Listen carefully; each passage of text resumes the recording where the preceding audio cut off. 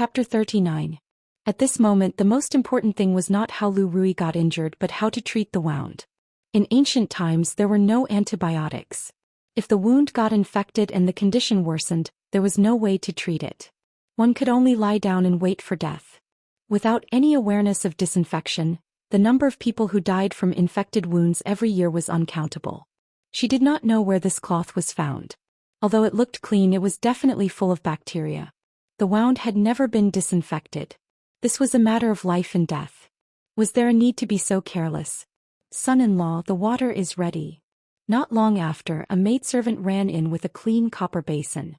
The conditions were too harsh and there was no condition to use alcohol or iodophor to disinfect. He mixed some salt water according to the ratio and asked the maid to throw a clean towel into the pot to boil. After dipping it in the salt water, he carefully cleaned Lu Rui's wound.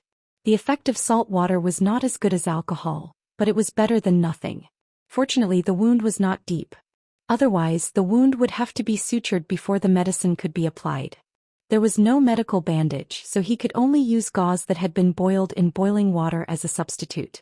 The last time when Xiao Huan cut her hand, Li Yi prepared some and it came in handy this time. From the beginning to the end, Lu Rui just watched quietly and did not say a word. As a martial artist, there were countless bumps and bruises in daily life. However, their physique was far better than ordinary people. Even if it was a knife wound, it could heal quickly. She did not take such a small injury to heart. But at this moment, Li Yi's serious look made her not say the words of rejection that she wanted to say. This was the first time in her life that she had seen such a method of treating wounds.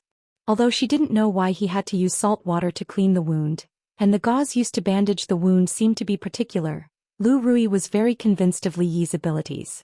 Moreover, this feeling of being taken care of was something that she had not experienced for a long time.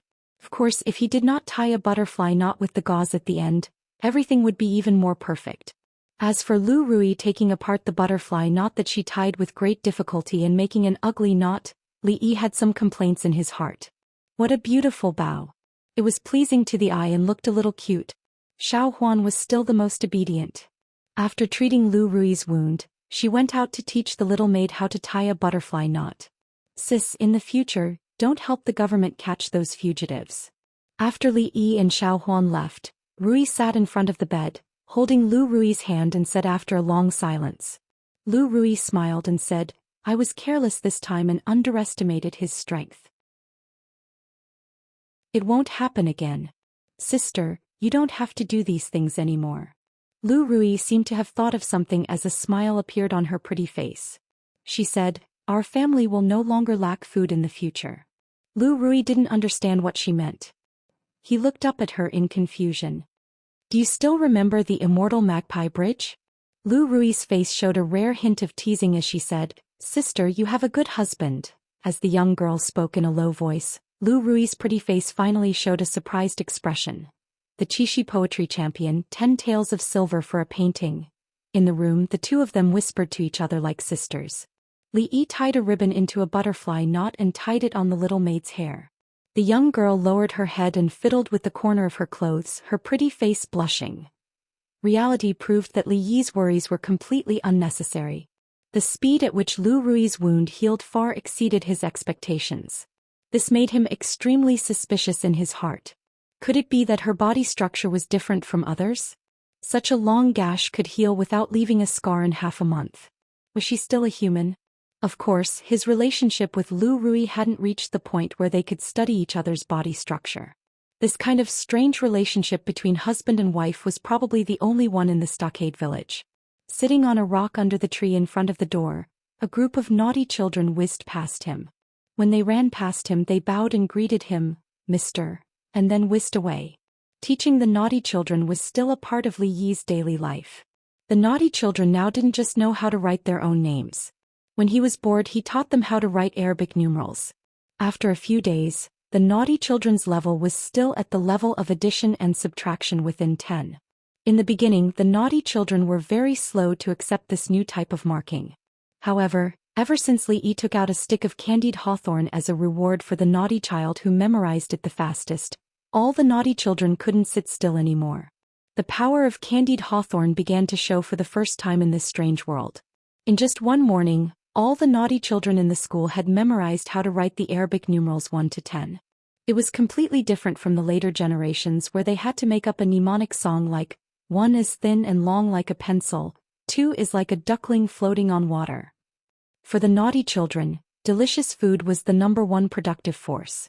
Therefore in the afternoon, all the naughty children in the school ate candied hawthorn. Of course, Li Yi's position in the hearts of the naughty children had risen to a new height. The naughty children didn't care about the grudges between their elders. They would remember whoever told them stories and gave them candies. Even the naughtiest naughty child in the stockade village would behave in front of Li Yi. This was something that all the naughty children's parents were envious of. Moreover, in the recent days, the image of Li Yi in the hearts of the direct descendants of the Lu clan had undergone an earth-shattering change. They could look down on the scholar who didn't even have the strength to truss a chicken. But if this scholar could casually draw a painting in exchange for 10 stone meters of rice, then everything would be different. Looking at the fact that someone who used to live at the same standard of living as them or even worse than them, could eat rice for every meal, this kind of psychological gap was not something that could be erased in a short period of time. Moreover, it could be foreseen that this was only the beginning. It wouldn't be long before there would be an even greater gap in the stockade village. Those who wanted to seize the land and other resources that belonged to Lu Rui and her sister did so to improve their own lives.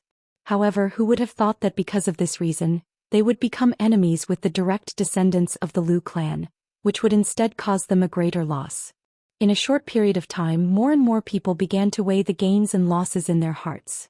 And a certain scholar who caused this change was currently waving a palm leaf fan, leisurely sitting under a tree in front of the door to enjoy the cool air. Although the weather at the beginning of August had already entered autumn, the weather at night was still hot and stuffy. Staying inside the house was even more irritating, so it was better to enjoy the wind under the tree outside. The only bad thing was that there were a lot of mosquitoes here. In just a short while, Li Yi's body had already been bitten several times. Just as he was wondering if there was any way to repel the mosquitoes, a sturdy figure walked over from the front. Chapter 40. It had been a long time since Li Yi came to Willow Leaf Village. At first, there was a little unpleasantness between him and the man surnamed Fong. Li Yi suffered a lot when he was caught and thrown on the back of a horse. However, as the two gradually became familiar with each other, the little unpleasantness also disappeared. Old Fong's temperament was very simple and honest. Although he was a little stupid, he was loyal to Lu Rui and her sister. Li Yi liked such a simple and honest person. There were a dozen simple people like the man surnamed Fong in the village. If it were not for these people who had been helping them all these years, Lu Rui and her sister would have been eaten up by those covetous uncles. Whoever was good to his wife and sister-in-law, he would be good to them. This had always been Li Yi's way of doing things. That was why he could distribute the food to them without so much as a frown. During this period of time he had truly treated them as his own people. The man surnamed Fong came over and sat on the stone next to Li Yi. He seemed to be in a bad mood. "Fong, what's wrong? You look sad. Did Dahe steal Zhu Zi's steamed buns again?" After getting familiar with him, Li Yi also called the man surnamed Fong casually. Zhu Zi was the son of the man surnamed Fong, and Dahe was their yellow native dog, a dog that always liked to steal the children's steamed buns. Li Yi had seen countless times that Dahe had a steamed bun in its mouth, and the man surnamed Fong chased it all over the village with a broom in his hand. He swore that he would kill it and eat it with wine when he got back.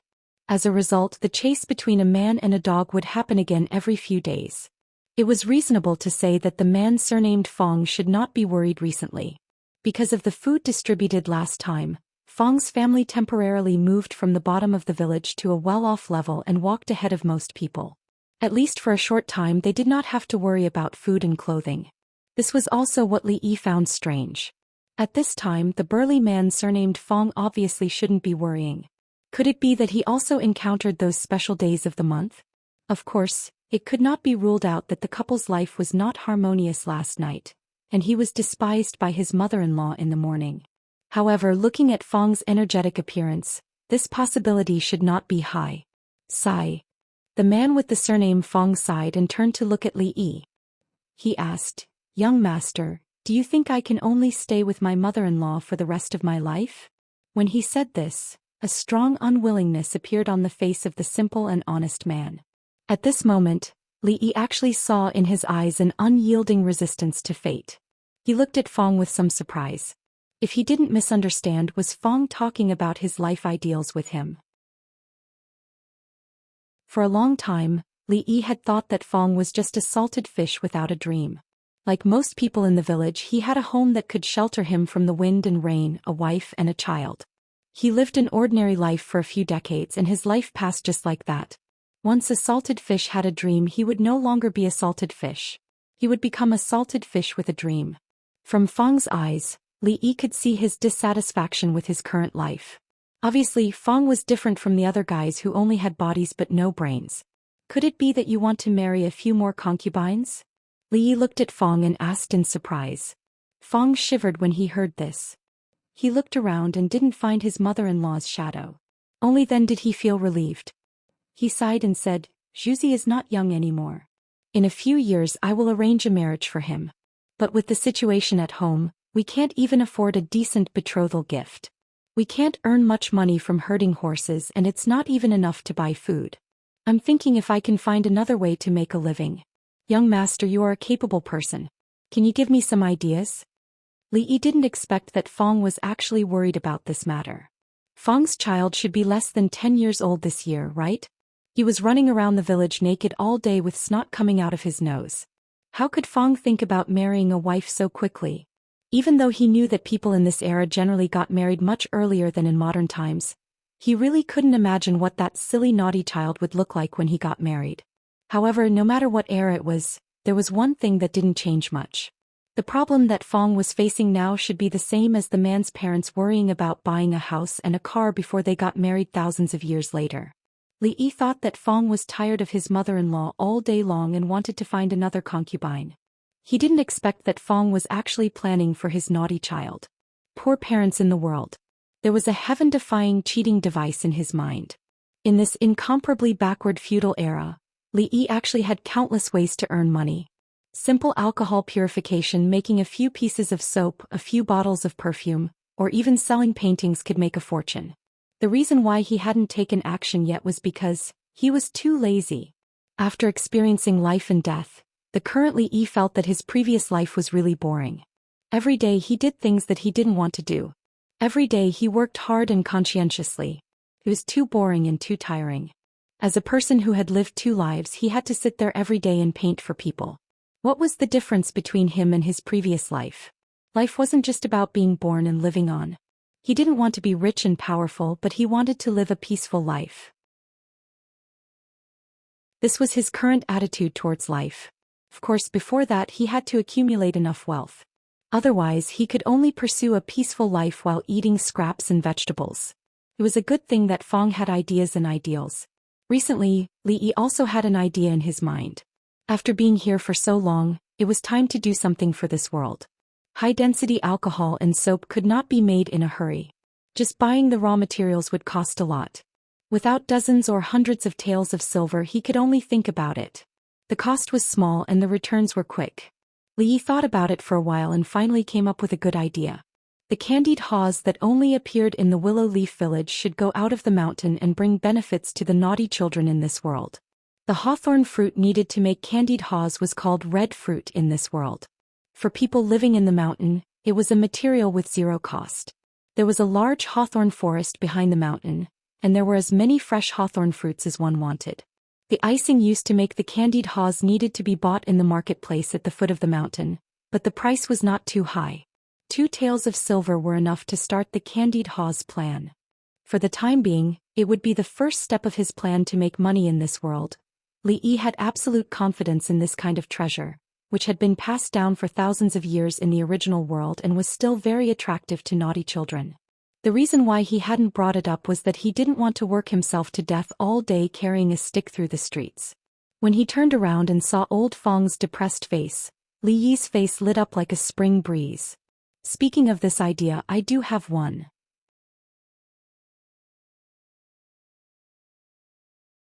Chapter 41.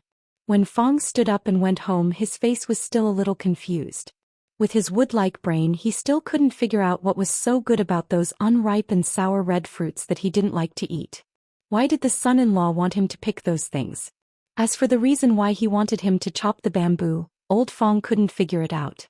But soon, the confusion and bewilderment on his face disappeared. Thinking about the white rice and pork at home, all of old Fong's doubts were thrown out the window. The son-in-law was very capable. If he followed the son-in-law, he would have meat to eat. His words couldn't be wrong. In the following days, Fong's life began to become busy. Not only Fong, but also the naughty children of the Fong family were ruthlessly deprived of their time to play. They could no longer follow the naughty children in the stockade every day. They followed their father, went to the back mountain in the morning and came back in the afternoon, often carrying a few bamboo sticks on their shoulders.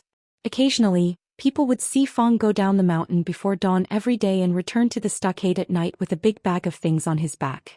He didn't even let go of the horse. No one knew what he was doing mysteriously. There was no impenetrable wall in the world. In the Willow Leaf village, no one had any secrets to speak of. Soon, everyone knew that the thing Fong Laosen was playing with was called candied haws. It was a kind of hawthorn fruit that could be put together and sold outside. Hawthorn was not valuable to the people of the Willow Leaf village. There was a large hawthorn forest in the back mountain, which was the public property of the stockade. However, even if the fruits were ripe every year, no one would pick them. They were sour, and the more they ate, the hungrier they got. If they ate too much, their teeth would fall out. Only those greedy naughty children would pick a few every year when the fruits were ripe to satisfy their cravings. It wasn't that no one had considered selling the hawthorn at the foot of the mountain, but firstly, hawthorn was too common and cheap. Secondly, hawthorn ripened during the busy farming season. If they abandoned their work in the fields and walked these crooked paths instead, they would be ridiculed by everyone in the village. Fong was the object of everyone's ridicule. What was so good about hawthorn fruits? Only the ignorant children in the stockade village were interested in them. There was nothing good to eat or play in Qing, an prefectural city. It would be strange if anyone would spend money to buy these hawthorn fruits. Herding horses was a good job. Every month he could earn 100 copper coins. It was enough for him to buy a few caddies of rice. Why didn't he have to resort to such dishonest means? However, they soon realized that Fong Laosan's family did not lack those few caddies of rice. But this did not affect the mockery they felt towards Fong.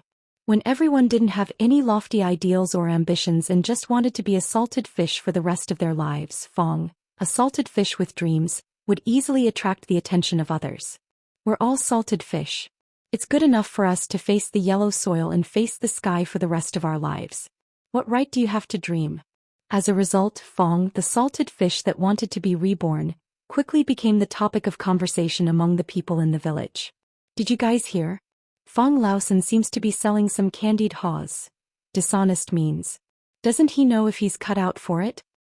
Sigh, of course Fong Laosen wouldn't have thought of this idea.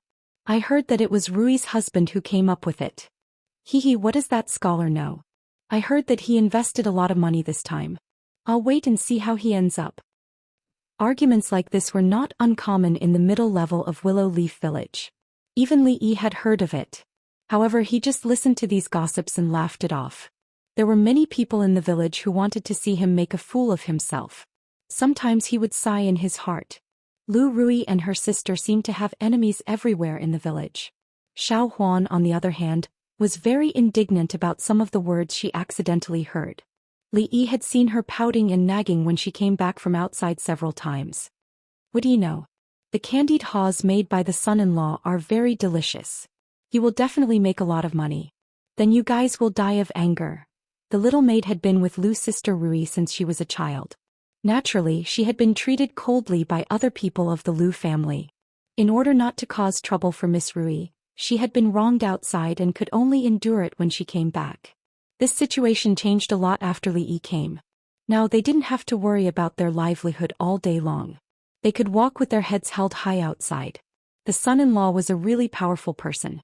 No one in the village could compare with him. What right did they have to laugh at the son-in-law? What Li Yi didn't expect was that those rumors had no effect on him, but Fong couldn't help it. Son-in-law, will there really be people willing to buy this candied haws? Until now, Fong still had doubts about the feasibility of this matter. After all, it was just an ordinary hawthorn. Even if it was covered with sugar, it was still a hawthorn. The son-in-law had given him all the money. If all the money went to waste in the end, even if the son-in-law didn't blame him, he would feel bad.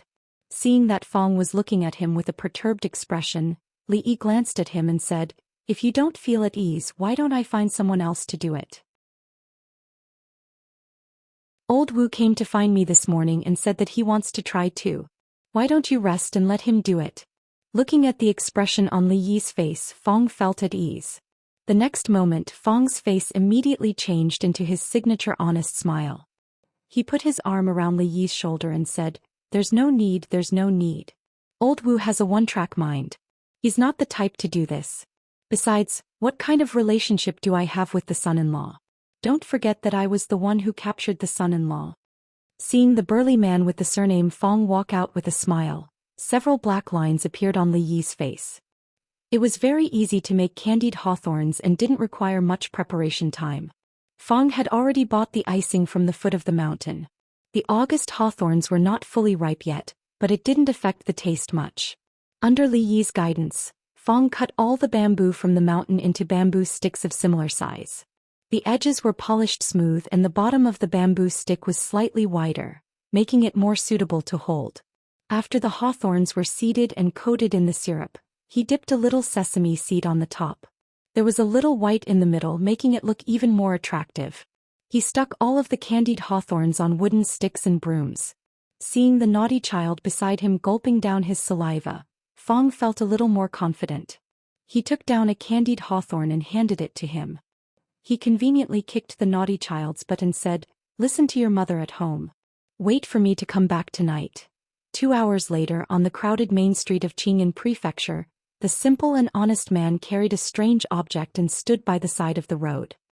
He hesitated for a long time before a resolute expression appeared on his face. A moment later, a voice full of energy traveled over. "Iced candied gourd." For a moment, several gazes were cast over from the crowd on the street.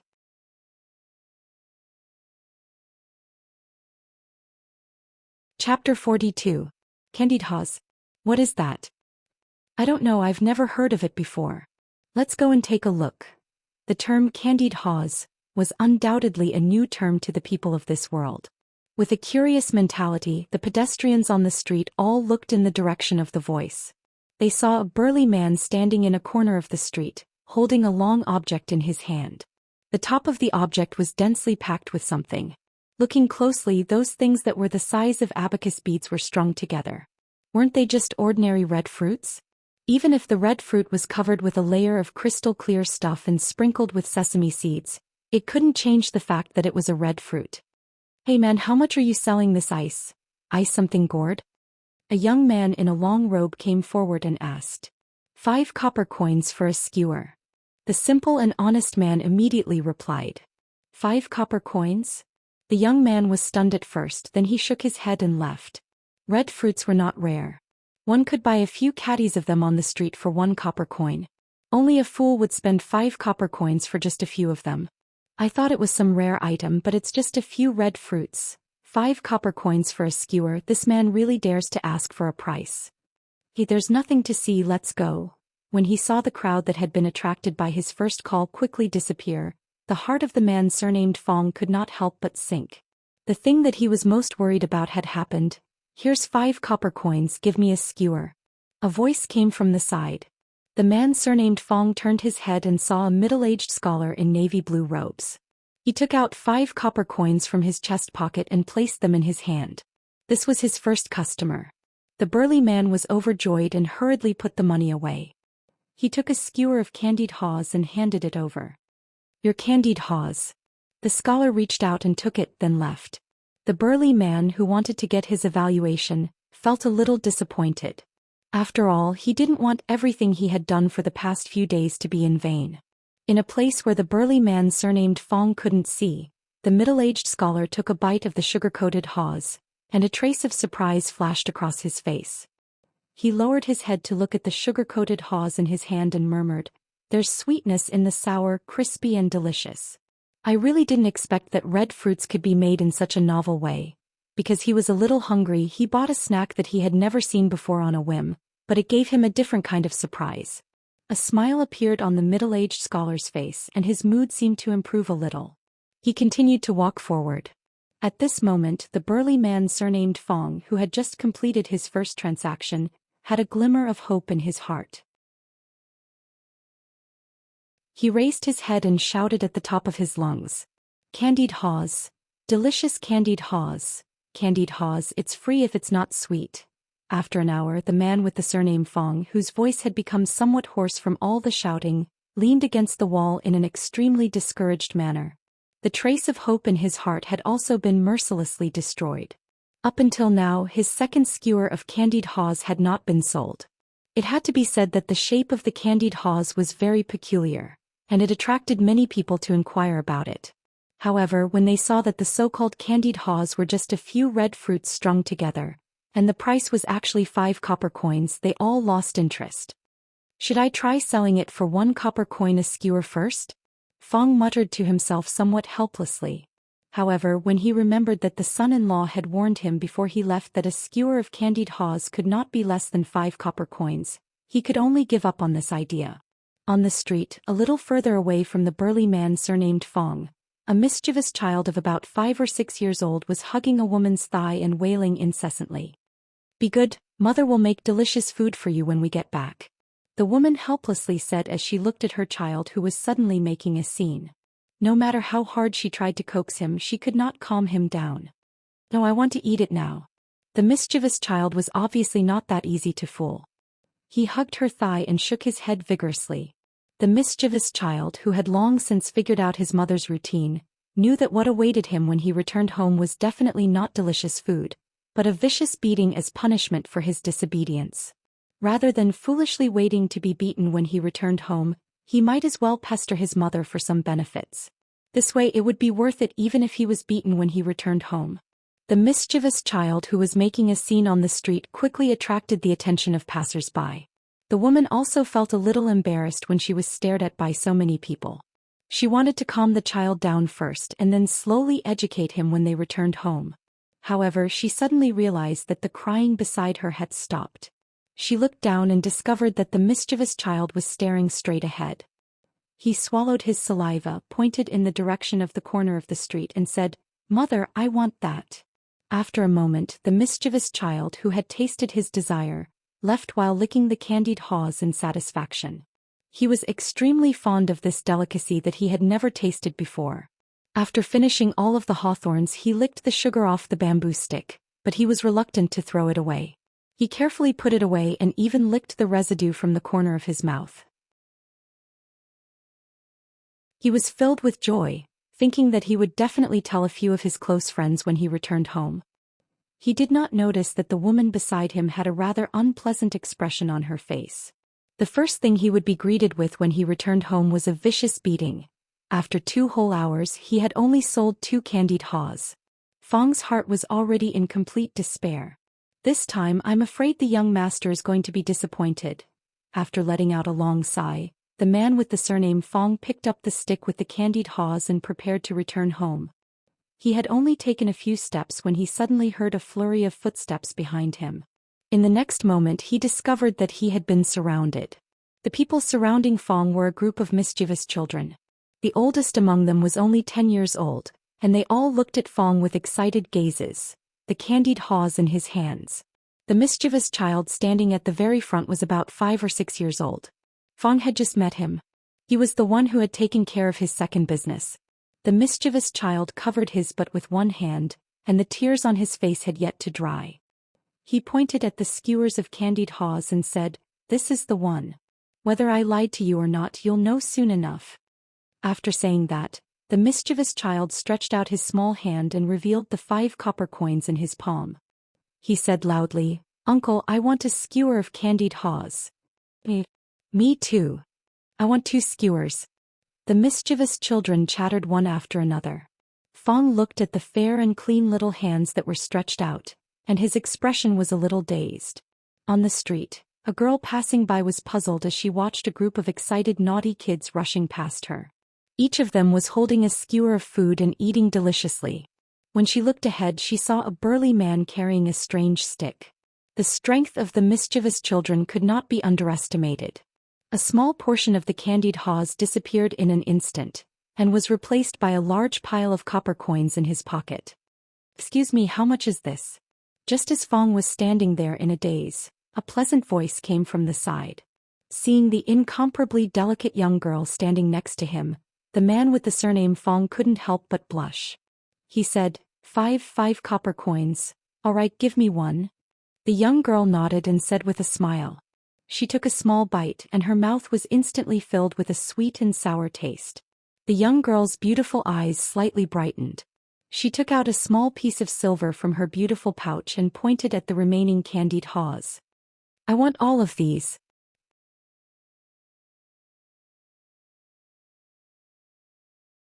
Chapter 43. Fong had brought around 30 skewers of candied haws with him today. Half of them had been bought by the naughty children, and there were still around a dozen left. It was obvious that the young girl couldn't carry them all by herself. After the young girl paid, Fong took the initiative to help her deliver them to the place. With so many copper coins in his pocket, it felt heavy and made him feel very at ease. At this moment, Fong couldn't help but feel ashamed for doubting his son-in-law's thoughts. "Uncle, how are these candied haws made?" The young girl walked in front with a skewer of candied haws in her hand. She gently licked the sugar coating and guessed that it was frosting, but she wasn't sure. She turned her head and asked in confusion, "Miss, I can't tell you that." Fong laughed foolishly. He didn't reveal the method of making the candied haws just because the young girl was beautiful. Fong wasn't that stupid. This was something he would use to make his family rich in the future. How could he just casually tell others? Hearing Fong's answer, the young girl was stunned for a moment. After a while, she also realized that her question was a bit inappropriate. She smiled apologetically and said, "Sorry, I forgot that this is Uncle's secret recipe. I shouldn't have asked." Fong laughed foolishly and didn't reply. He followed behind the young girl and walked through the noisy street.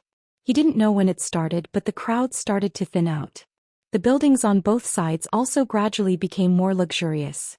There was a row of red doors with mighty stone lions in front of them. It was extremely extravagant. To buy a stronghold here, it would probably cost a lot of money. Fong muttered to himself. He also began to wonder about the identity of the young girl. After all, the people who could live here were either rich or noble. They weren't people ordinary people like them could come into contact with. Here. Not long after, the young girl stopped walking. She turned around and smiled at the man surnamed Fong. "Wait here for a moment. I'll go in and come out immediately." Fong nodded and watched the young girl walk through the 10-feet-tall door. The two servants at the door bent over and said something. Because he was too far away, he couldn't hear clearly. Not long after, the young girl's figure appeared again. 4 young girls followed behind her, each holding a tray in their hands. They walked to the front of the burly man surnamed Fong and looked at the strings of crystal-clear candied haws. The young girl on the left asked curiously, "Sister Yenji, what is this?" "Don't ask too much. I'll tell you later. First, pluck these candied haws." The girls looked at Fong with puzzled eyes, then looked at the candied haws one by one. He couldn't throw away the stick he was carrying on his shoulder. By the time these girls took all the candied haws off the tree, Fong's mission had been completed. Before he left, he heard one of the girls muttering, "Isn't this just a red fruit? What's so rare about it?" As for what happened after that, Fong was not in the mood to listen. He just wanted to go back to the stockade village and start making the next batch of candied haws. At this time, in the backyard of an extremely luxurious mansion in Anqing Prefecture City. Who would have thought that a mere red fruit could be made so delicious? A young girl licked her lips as if she hadn't had enough. Her action was extremely seductive. "You actually doubted me just now." The young girl named Yenji glanced at her and said, It's all my fault. Thank you, Sister Yenji." The young girl shook her arm in a fawning manner and said with a smile, "It's strange. These are just ordinary red fruits. How can there be such a big difference in the taste?" A young girl said doubtfully, "It should be because of the layer of icing on the outside. This candied haws shouldn't be difficult to make. We can try it in the future." The young girl named Yenji thought for a moment and said, although she didn't ask for the method of making it, it wasn't hard to guess. After all, other than the red fruit, There was only a layer of sweetness on the outside of the candied haws. It seemed like the icing had melted and then wrapped around it. Yanji, what are you doing here? A gentle voice suddenly came from behind them. The young girls turned their heads and saw a beautiful woman walking over with the support of two servant girls. The woman had a beautiful face. Although the crow's feet at the corner of her eyes betrayed her age, her charm didn't diminish. It was just that her face was a little haggard and thin.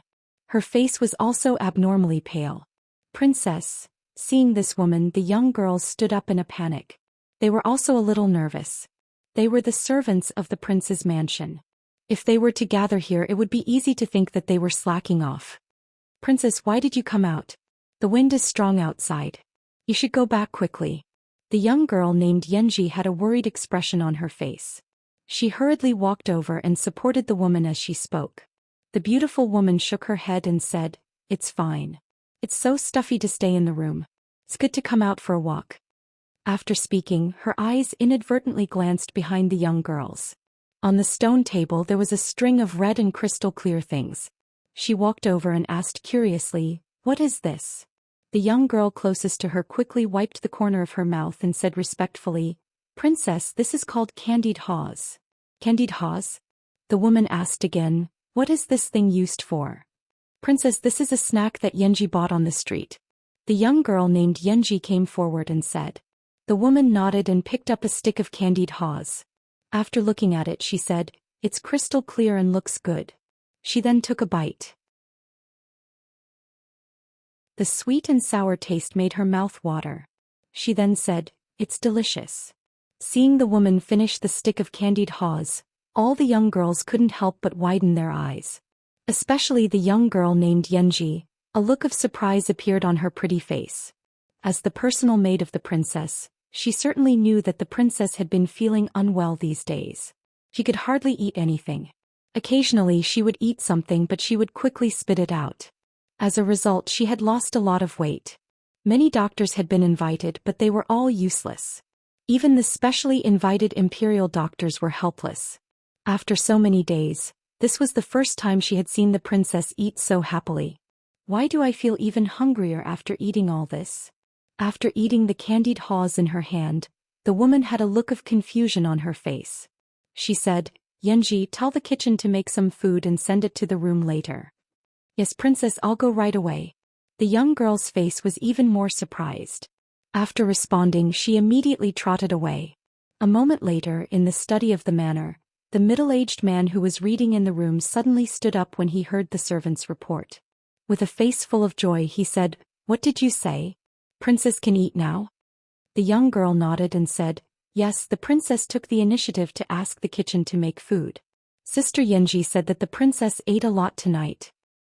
Quick, take me to see the princess."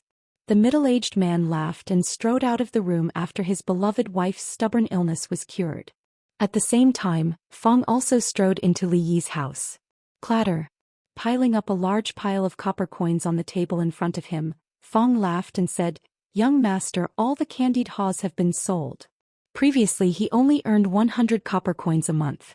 Today, in just a short time, it was equivalent to his monthly income. Fong was extremely happy. "Now we don't have to worry about whether Zhuzi can get a wife or not, do we?" This result was within Li Yi's expectation, so he said with a smile. Lao Fong laughed heartily and said with lofty sentiments, "Don't worry. If we make money in the future, we can also learn from those rich people and live in big houses, marry a few concubines and live a comfortable life." The big houses that he saw today had obviously completely stimulated Fong, and even his life goals had been raised a lot. It seemed that he was shocked by Fong's lofty ideals. Li Yi's smile froze on his face. After a while he sighed, stood up, patted Fong on the shoulder and turned away without saying a word. "Young master, what's wrong?" Li Yi's actions puzzled the man with the surname Fong. Just as he was about to ask, he seemed to have sensed something. He turned his head abruptly and saw a familiar face appear behind him. However, at this time this familiar face was extremely gloomy. Who else could it be but his wife? "Fool, what did you just say?" In just a moment the broom in Li Yi's house was in Madame Fong's hand. What a sin! Li Yi stood in the courtyard and heard the screams coming from the room. He sighed deeply.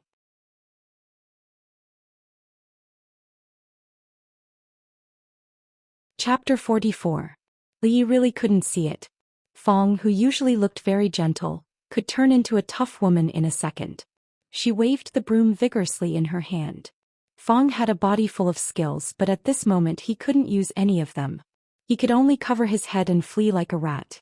Li Yi, who was standing in the courtyard, happened to catch a glimpse of Madame Fong's ferocious scene inside the house, and he couldn't help but sigh in his heart. If you're not from the same family, you're from the same family. Old Fong's family probably all have Super Saiyan genes and can complete a gorgeous transformation in an instant. Half an hour later, Li Yi waved a palm leaf fan in his hand and leisurely sat under a tree at the entrance to enjoy the cool breeze. Opposite him, the bruised and swollen face of the burly man surnamed Fong looked at him with a bitter expression. "Son-in-law, you are not kind." Fong held back for a long time before saying this. Obviously, he was still brooding over the fact that Li Yi didn't remind him just now. "Don't look at me like that. I didn't say anything. You asked for it." Being stared at by this guy with big eyes, Li Yi always felt like he was being stared at by a dog. He hurriedly waved his hand and said. It was obviously Fong who had a cheap mouth. This kind of thing couldn't be blamed on him. Fong opened his mouth and found that he was speechless. He carefully thought about what Li Yi said and suddenly felt that what he said was very reasonable. It was him who said to live in a big house, and it was him who said to marry a concubine. Fortunately, he didn't say that he would divorce his mother-in-law at that time. Otherwise, how could he still stand here and talk to the son-in-law now?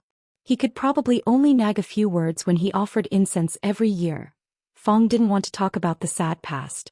Thinking about how popular the candied haws was, he was ecstatic and said, "You're right. This candied haws is really a good way to make money. It's much better than herding horses in the stockade." Li Yi looked at Fong with disdain. Up until now, Fong was still thinking about buying a big house and marrying a concubine. Perhaps even in his next life he would not be able to realize this dream. "Son-in-law, what should we do next?"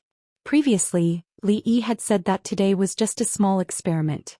Fong couldn't wait to ask. Even good wine was afraid of a deep alley.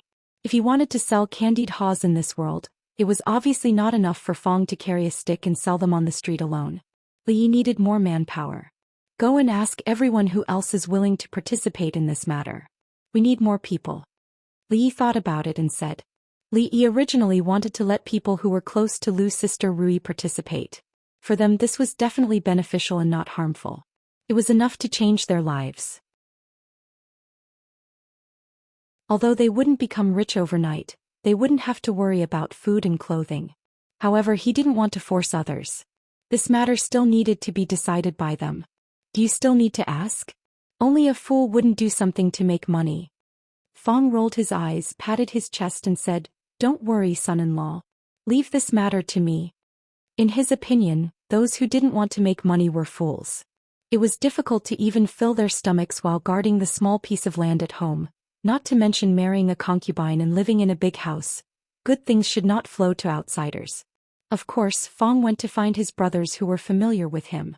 In this era, it was undoubtedly very difficult for farmers who had been working in the fields all their lives to accept a new thing. In their eyes, only land and food were tangible and tangible things. However, since it was the son-in-law who asked, almost everyone agreed without any hesitation. After all, he was the man who gave their whole family a full meal. This kind of kindness was not to say that they would go through water and tread on fire, but when Li Yi needed them they would definitely stand up.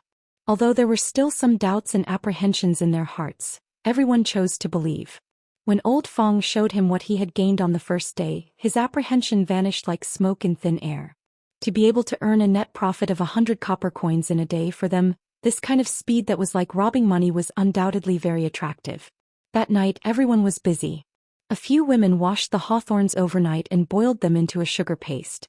Fong and the others skewered the hawthorns and coated them in the sugar paste. Finally, they sprinkled some stir-fried sesame seeds on top. The next day, when the sun had just risen, they hurried down the mountain. Naturally, the movement of so many people could not be hidden from others. The plump Lady Wu stood at the door of her house and watched as Master Fong and the others carried strange sticks out of the stockade. She curled her lips and said in a small voice, "A group of idiots. Sooner or later they will be killed by that poor scholar." In a very luxurious mansion in the Qing and prefectural city, The atmosphere today was different from usual. It was very jubilant. The servant girls and manservants who walked around the mansion all received double the usual amount of money. Everyone had smiles on their faces and even their steps were much lighter than usual. Ro, do you have anything you want to eat today? I will immediately order the kitchen to make it. In a wide hall, a middle-aged man dressed in luxurious clothing smiled as he spoke to the beautiful woman beside him. The woman looked at the table full of delicious food in front of her and smiled helplessly. She said, "Your Highness, there is no need to trouble yourself. This is already enough." Ro has lost a lot of weight these days. I will send someone to deliver some tonics. The middle-aged man stroked the beautiful woman's pretty face and said with some heartache. The beautiful woman's face couldn't help but blush. She looked up at the young man opposite her and said in a small voice, "Xianxia is still here." The young man opposite them coughed dryly and said, "Father, mother, I didn't see anything." Hearing his words, the beautiful woman snorted and laughed. Then, as if remembering something, she said, "I don't really want to eat the other dishes, but I do miss the taste of the candied hawthorns from yesterday." The middle-aged man glared at the young man who was engrossed in eating. "What are you spacing out for? Didn't you hear what your mother said? Hurry up and buy the candied hawthorns." "Yes, father." It was quite awkward to sit here and watch his father and mother show off their affection. Hearing this, the young man immediately stood up and said, "I will go ask Xianxia where she bought the candied hawthorns." "Wait." The middle-aged man thought for a moment and said, "Since your mother likes to eat it, why don't we directly invite that person to the mansion and arrange for him to be in the kitchen? That way she can eat it at any time." "I understand." The young man responded and then walked out of the hall. His mother's depression had improved and he was also very happy. From afar he saw the girl called Xianxia walking over and immediately waved at her.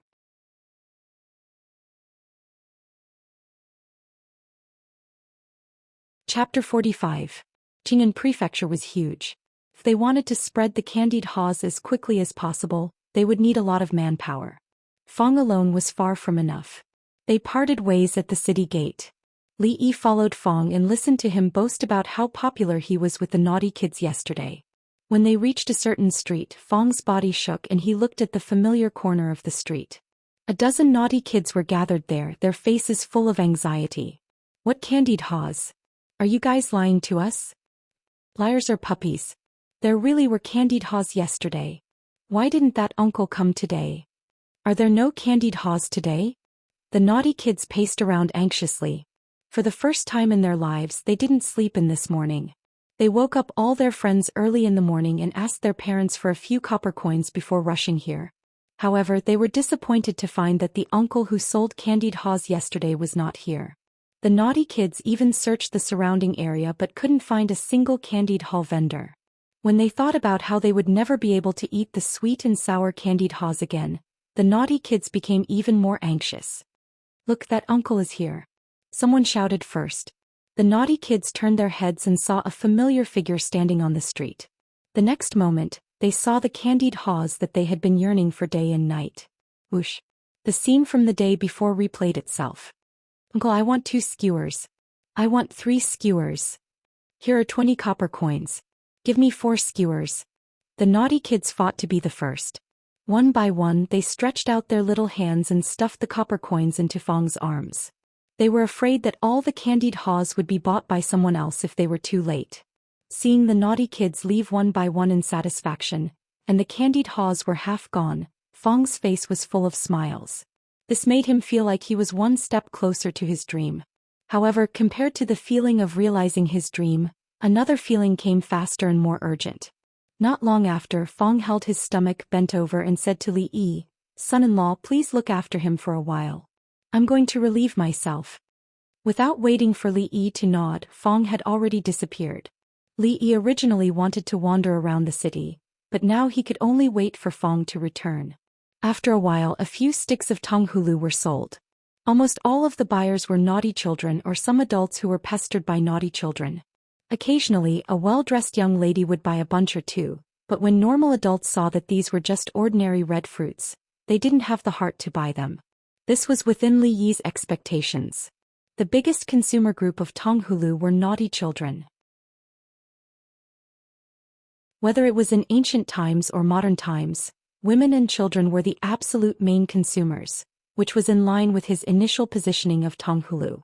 The remaining dozen or so skewers of candied haws were sold out in a short while, leaving only one skewer stuck on top.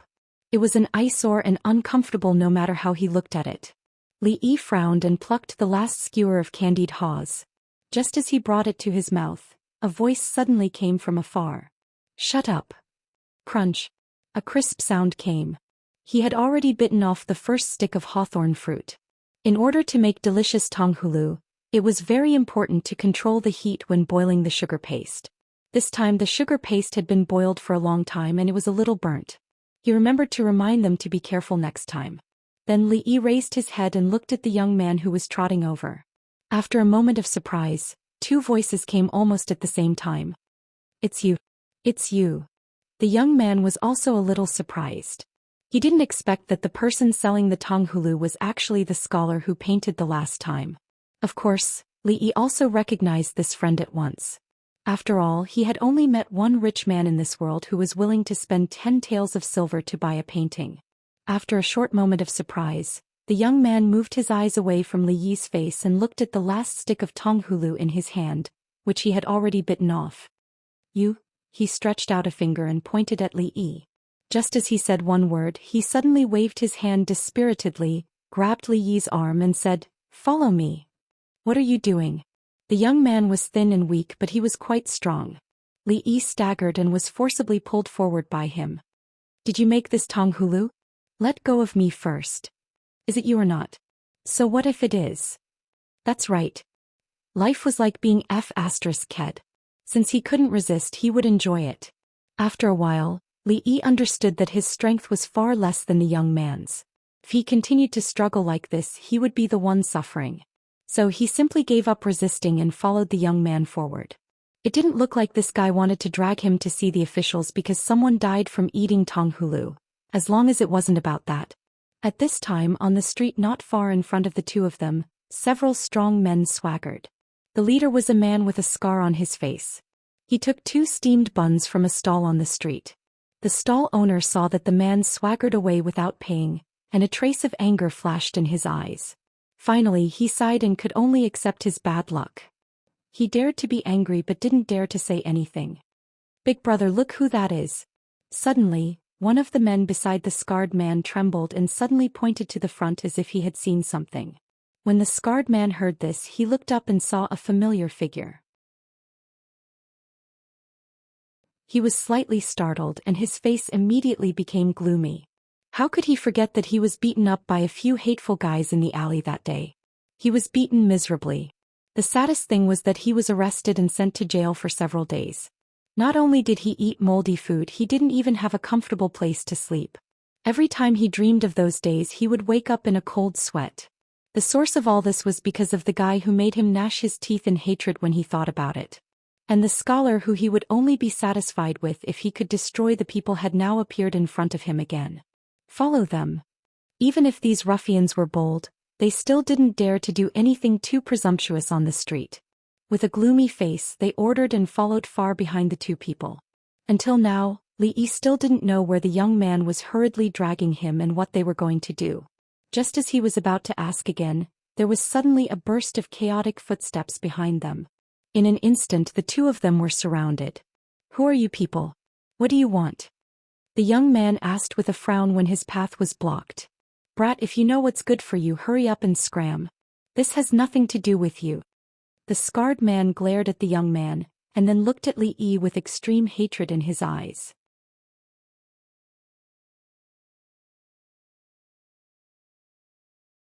Chapter 46. When he saw the scar-faced man again, Li Yi knew that things were going to be bad. Just by looking at the hateful expression on his face and his fiery eyes, it was obvious that this guy was a very vengeful person. Last time he had Fong and the others by his side to protect him. This time it was just the two of them. Moreover, the young man beside him did not seem to have much combat power. It was likely that he would be defeated this time. The two of them had already passed through the most bustling street. At this time there were only a few passers-by on both sides of the road. These people had clearly planned to surround them here. Scram. Although the young man did not recognize the scar-faced man in front of him, it was obvious that the other party was up to no good. His face darkened as he spoke coldly. It was obvious that the enemy was strong while he was weak, but this young man was still so unyielding. This caused Li Yi to involuntarily look at him a few more times. He was not afraid in the face of danger and did not bow down to evil forces. He had some of the demeanor that Li Yi had in the past. "What did you say?" The scar-faced man's expression froze. He looked at Li Yi and the young man in front of him with a gloomy expression. "Can't you see that I have so many people on my side? You actually dare to speak to me like this?" Thinking of the scholar's reaction last time, the scar-faced man looked at the two of them again. Could they be blood brothers? "Brat, I originally wanted to let you go today. Now don't even think about leaving." The scar-faced man stared at the young man with an unfriendly gaze and said fiercely. Without those abnormal fellows from last time, the scar-faced man did not feel any pressure in his heart. "I'll give you 3 breaths of time to finish them off." At this time, the young man opened his mouth with a gloomy expression. It was as if he was speaking to the surrounding air. The scar-faced man and the other men were stunned when they heard this. It was obvious that they were surprised by the young man's actions. However, in the next moment they could not help but burst into laughter. "Brat, could it be that you've lost your mind?" One of the men had just spoken halfway when a passerby who walked past him suddenly exploded and punched out. The man's body was immediately sent flying. There was no time for the scar-faced man and the others to react. A man who was squatting down at a roadside stall and picking up goods used one hand to support himself. With a sweep of his leg, another few men fell. Clang! It was the sound of a long sword being unsheathed. Suddenly, a flash of saber light flashed in front of the scar-faced man's eyes. A peddler who was carrying a load and walking by suddenly turned around, pulled out a long saber from his waist, and put it on the scar-faced man's neck. Everything happened so suddenly. Not only did the scar-faced man and the others not expect it, but even Li Yi was stunned. What the hell was going on? "Let's go." At this moment the young man grabbed Li Yi's arm again and walked straight past them as if nothing had happened. The scarred man stood there in a daze, cold sweat dripping down from his forehead. Steamed bun was once again held at knife point. At this moment he felt as if his entire outlook on life was collapsing. That person looked at him without any emotion, as if he was looking at a dead person. Just from the look in his eyes, the scar-faced man knew that he really dared to kill him. Until now he still didn't understand why these passers-by were so skilled, and why they would listen to that young man. In the distance there was suddenly a flurry of footsteps. A few bailiffs dressed in black jogged over. The moment he saw those bailiffs, the scar-faced man was so moved that tears almost flowed out. Although he didn't know how many times he had been taught a lesson by these bailiffs, at this moment, seeing their figures, the scar-faced man felt as if he had seen his family. "Family, come and save us. What are you doing? Put down your sabers." In Anqing Prefectural City, there were actually people who dared to use sabers to hurt people on the streets. The leading bailiffs roared, pulled out the saber at his waist and pointed it at the people in the distance. The expression of the man holding the saber didn't change. He felt around his waist and casually threw a token over. The bailiffs reached out and caught it. After glancing at it, his expression changed and he hurriedly put away his saber. He jogged over and said, "My lord, take all of these people back and await punishment." The man withdrew his saber from the scar-faced man's neck, waved his hand at the bailiffs, picked up his load and quickly disappeared into the streets. When the bailiffs looked back, he discovered that the 2 people who had been standing next to him had also disappeared. After standing in place for a moment, his expression darkened. He pointed at the ruffians and loudly said to the bailiffs, "Take them all back." With great difficulty he found the restroom to relieve himself. Fong came out of the restroom with a satisfied expression. As he walked back along the street, he kept wondering if his wife had added something to his breakfast. Otherwise, how could he have gone to the restroom 4 times in a row and now walk so lightly? Son-in-law. Walking to the familiar corner of the street, Fong had just opened his mouth to call out when he saw that the original position was empty. He suddenly froze and asked, "Son-in-law?" Just as the man surnamed Fong was looking for Li Yi all over the world, Li Yi was staring at a tall gate in a daze. The scene that had just happened on the street had already caused him to have some doubts about this young man's background. At this moment he deeply realized that this nouveau riche's background was not ordinary. Ningguang Mansion. Above the gate there was a large plaque with these words written squarely on it. Of course, such a plaque could not be hung on the door of one's own house. Could it be that this young man in front of him was actually a member of the royal family of the Jing kingdom? Before Li Yi could figure out this question, he was pulled into the gate by the young man. Young prince. The two servants standing at the door hurriedly bowed to greet him. This prince's mansion was very big. Being pulled by the young man, Li Yi didn't know how many twists and turns they had gone through, and finally stopped in front of a gatehouse. The young man pushed the door open, and when the few people in the room looked up, they immediately stopped what they were doing and bowed together, saying, "Young prince. Quick, make some candied fruits immediately." The young man waved his hand at them and said in a hurried tone. Hearing this, Li Yi was stunned for a moment. After all this time, this guy had hurriedly brought him here just to make candied fruits for him? This was the first time that Li Yi had seen such a willful nouveau riche. Looking around, looking at the furnishings here, it should be a kitchen or something like that. On the table beside him there were some hawthorns and white sugar. It seemed that they had tried making candied fruits by themselves. However, although the method of making candied fruits was simple, the ratio of sugar to water, the temperature, and the time of boiling would affect the taste of the candied fruits. Without countless predecessors, hundreds and thousands of years of exploration and experimentation, it was really not an easy thing to make delicious candied fruits.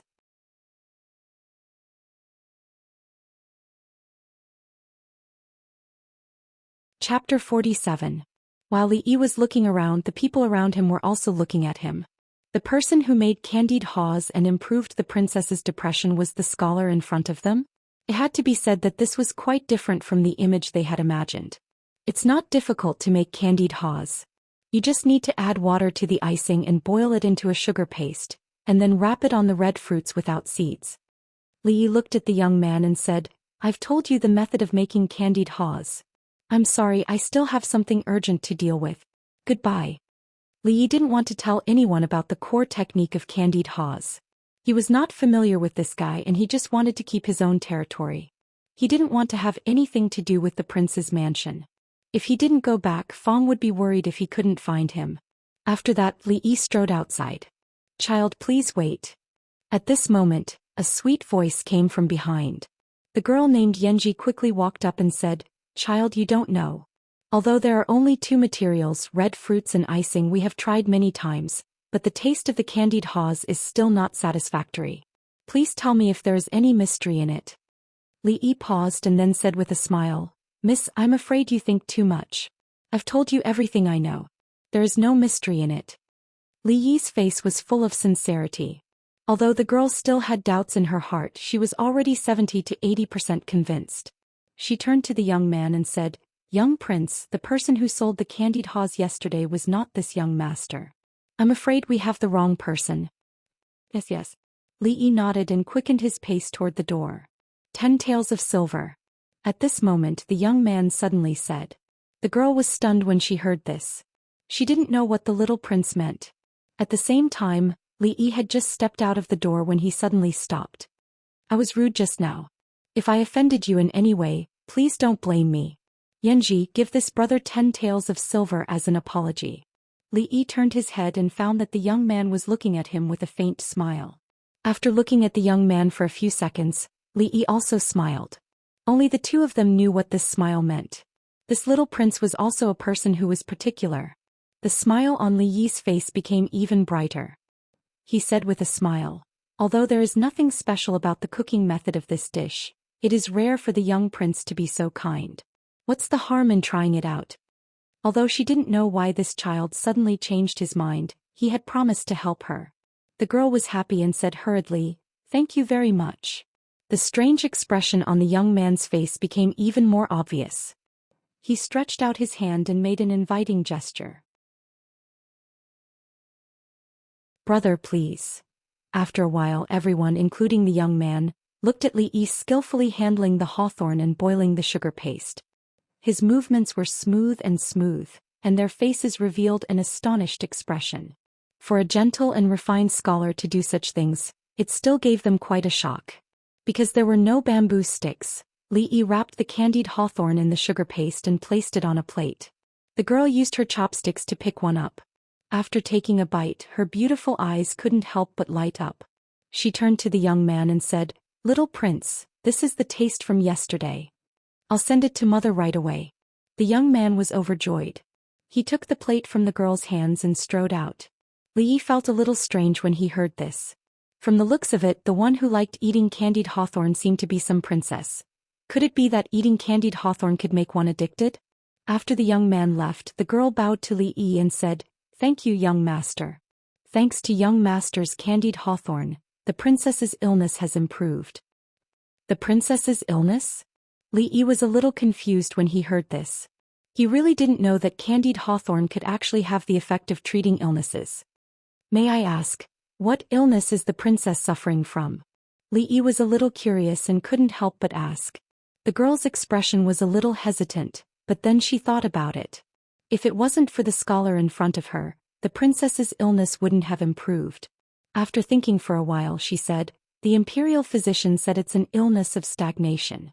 However, after taking the medicine for half a month, the princess is still tired of eating every day and can't sleep at night. During this period of time, her body has become increasingly thin." Li Yi didn't know what an illness of stagnation was, but he understood from the girl's description. Can't eat, can't sleep, is prone to fever and is getting more and more haggard. Isn't this indigestion? Needless to say, Li Yi also knew that in this prince's mansion, there must be a lot of fish and meat all day long. If one's stomach wasn't good, it would be strange if he didn't have indigestion. And candied hawthorn had the effect of clearing the lungs, digesting food and stimulating the appetite. It was especially effective for indigestion caused by eating too much meat. In his previous life, Li Yi's stomach was very bad. Every time he came home, one of the dishes on the table was candied hawthorn. When he was studying abroad, his mother would often call to remind him to take care of his stomach, eat less greasy food, eat more coarse grains, pay attention to nourishing his stomach, and don't stay up late at night. And that person who loved him the most and treated him the best in the world, he would never see her again. Suddenly touching the deepest memories in his heart, Li Yi's eyes unconsciously became wet. The girl named Yanji looked at the scholar with tears in his eyes in surprise. She just talked about the princess's illness and this child was moved to tears? At this moment, the door of the kitchen was suddenly pushed open, and the young prince walked in with an excited face. He ordered a few cooks, "Immediately make some of the princess's favorite dishes." "I didn't expect this candied hawthorn to have such a miraculous effect." The young man turned to look at Li Yi and said with a face full of surprise, "The illness of stagnation that even the imperial physicians couldn't do anything about could actually improve because of this small thing." His mother, who was usually extremely anorexic, actually took the initiative to eat after eating those red fruits. It was really hard to imagine. At this moment, Li Yi's mood had already returned to normal. He smiled and said, "The red fruits are indeed effective in treating stagnation, but it isn't a cure for the root cause. Do you know how to treat stagnation?" The young man's body suddenly trembled when he heard this, and he grabbed Li Yi's arm and asked, "I know a thing or two," Li Yi said with a smile. Li Yi felt a little apologetic in his heart for charging him 10 taels of silver for a candied hawthorn dish. No matter what, they were old customers. Li Yi had to make them feel that these 10 taels of silver were well spent. If these words were said by someone else, the young man and the girl would definitely not believe them. But when Li Yi said it, they already believed most of it. After all, he had already created a miracle. Just as the expressions on the two's faces became wild with joy, on the other side of Qing, and prefectural city, looking at the gradually darkening sky, Master Feng's face was full of anxiety and worry.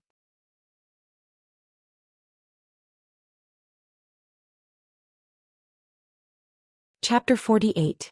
Feng searched the entire Qing'an prefecture but did not find any trace of Li Yi. "Feng Laosing, you fool. Isn't the son-in-law with you? You've lost him." Another man beside Feng looked equally anxious. "I don't know. I just went to the bathroom and when I came back the son-in-law was gone," Feng said helplessly. Even he couldn't understand. How could such a grown man like the son-in-law go missing just like that? "If the son-in-law really can't be found, I'll see how you're going to explain it to Miss." The man beside him glared at him and said, "Do you think the son-in-law ran away?" At this moment, a hint of hesitation appeared on the other man's face and he spoke hesitantly. "Nonsense." Hearing this, the man surnamed Fong was like a cat whose tail had been stepped on. He turned his head abruptly and looked at him with an unfriendly gaze. He reprimanded, "The son-in-law is not that kind of person." Fong.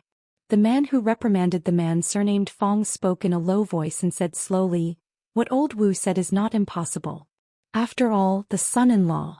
He did not finish his sentence but everyone understood what he meant. After all, the son-in-law was snatched. Although during this period of time almost everyone had deliberately ignored this fact, it was still an undeniable fact. Because of the appearance of Li Yi, their lives had long been turned upside down. No one was willing to mention that matter. From the bottom of their hearts, they had already regarded Li Yi as one of their own.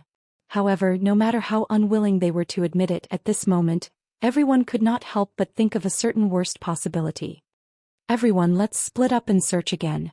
Where could the son-in-law be waiting for us?"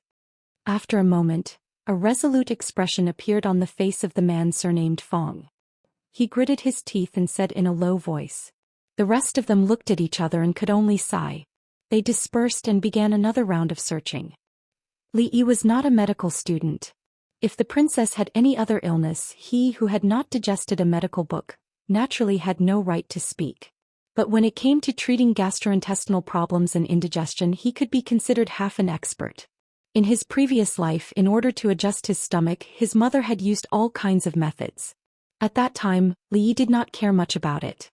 Now that he thought about it, each and every one of them was clearly imprinted in his mind, as if they were carved into his memory. Li Yi did not give them a long lecture on modern medical theories and directly said, "Other than using red fruits and sugar to stir-fry candied haws, you can crush corn and yam together and boil it into porridge. It will also have a miraculous effect on treating Wang Fei's illness."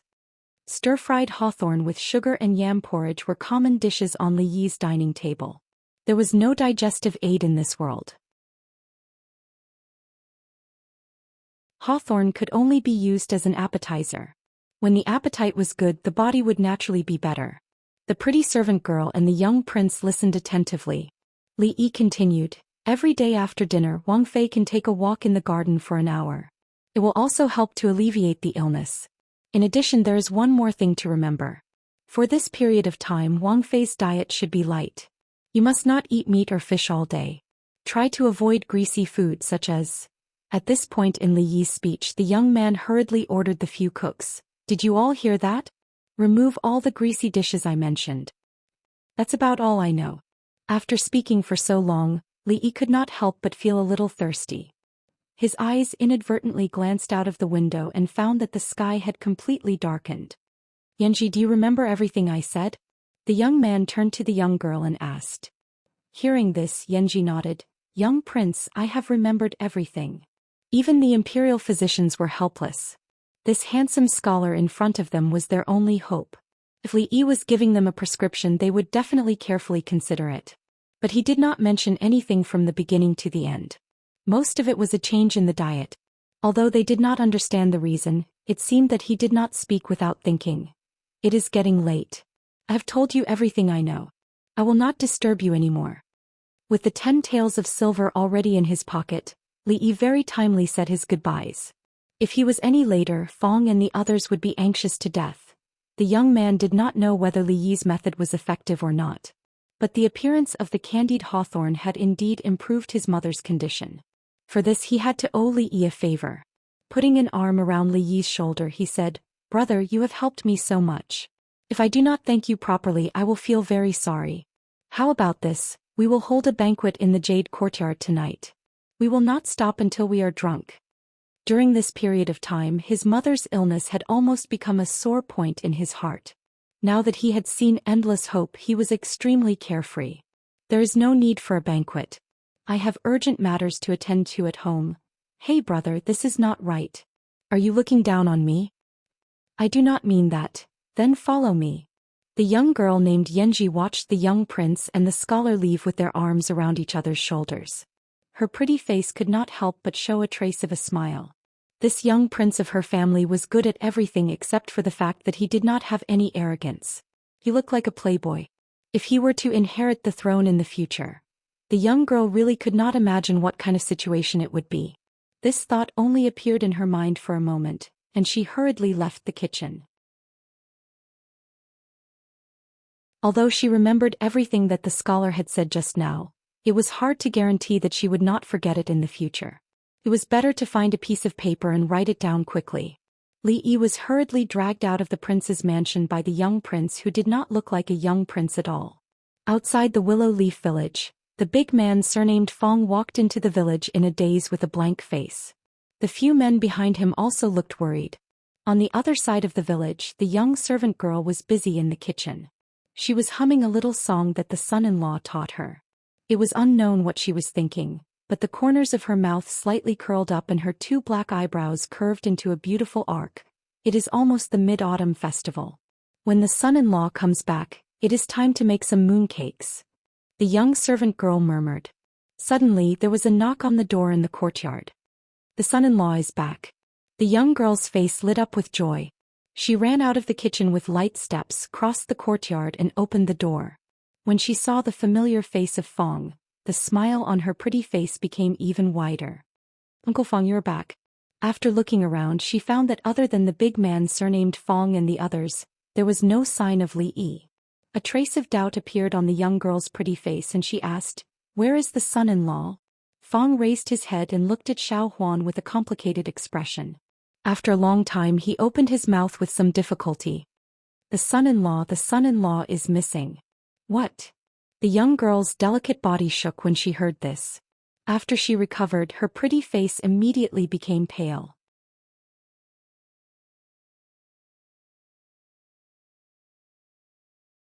Chapter 49. "Miss, it's all my fault. I should have stayed by the son-in-law's side." Master Fong lowered his head and spoke in a low voice. His face was filled with remorse.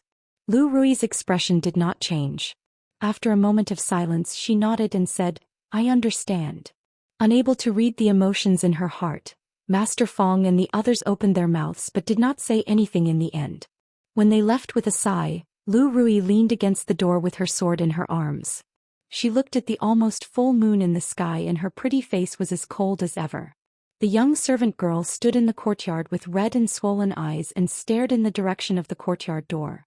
After a long time she sniffed hard and murmured, "The son-in-law will definitely come back." After an unknown period of time, Lu Rui walked into the room and looked at the woman in the room. She said, "Sister, do you need me to go down the mountain?" Lu Rui knew what she wanted to say and did not wait for her to finish.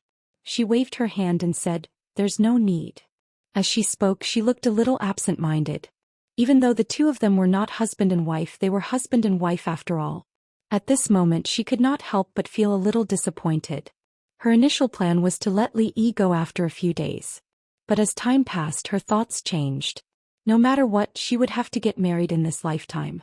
In the past she had always been busy for the sake of living and had never thought about these things.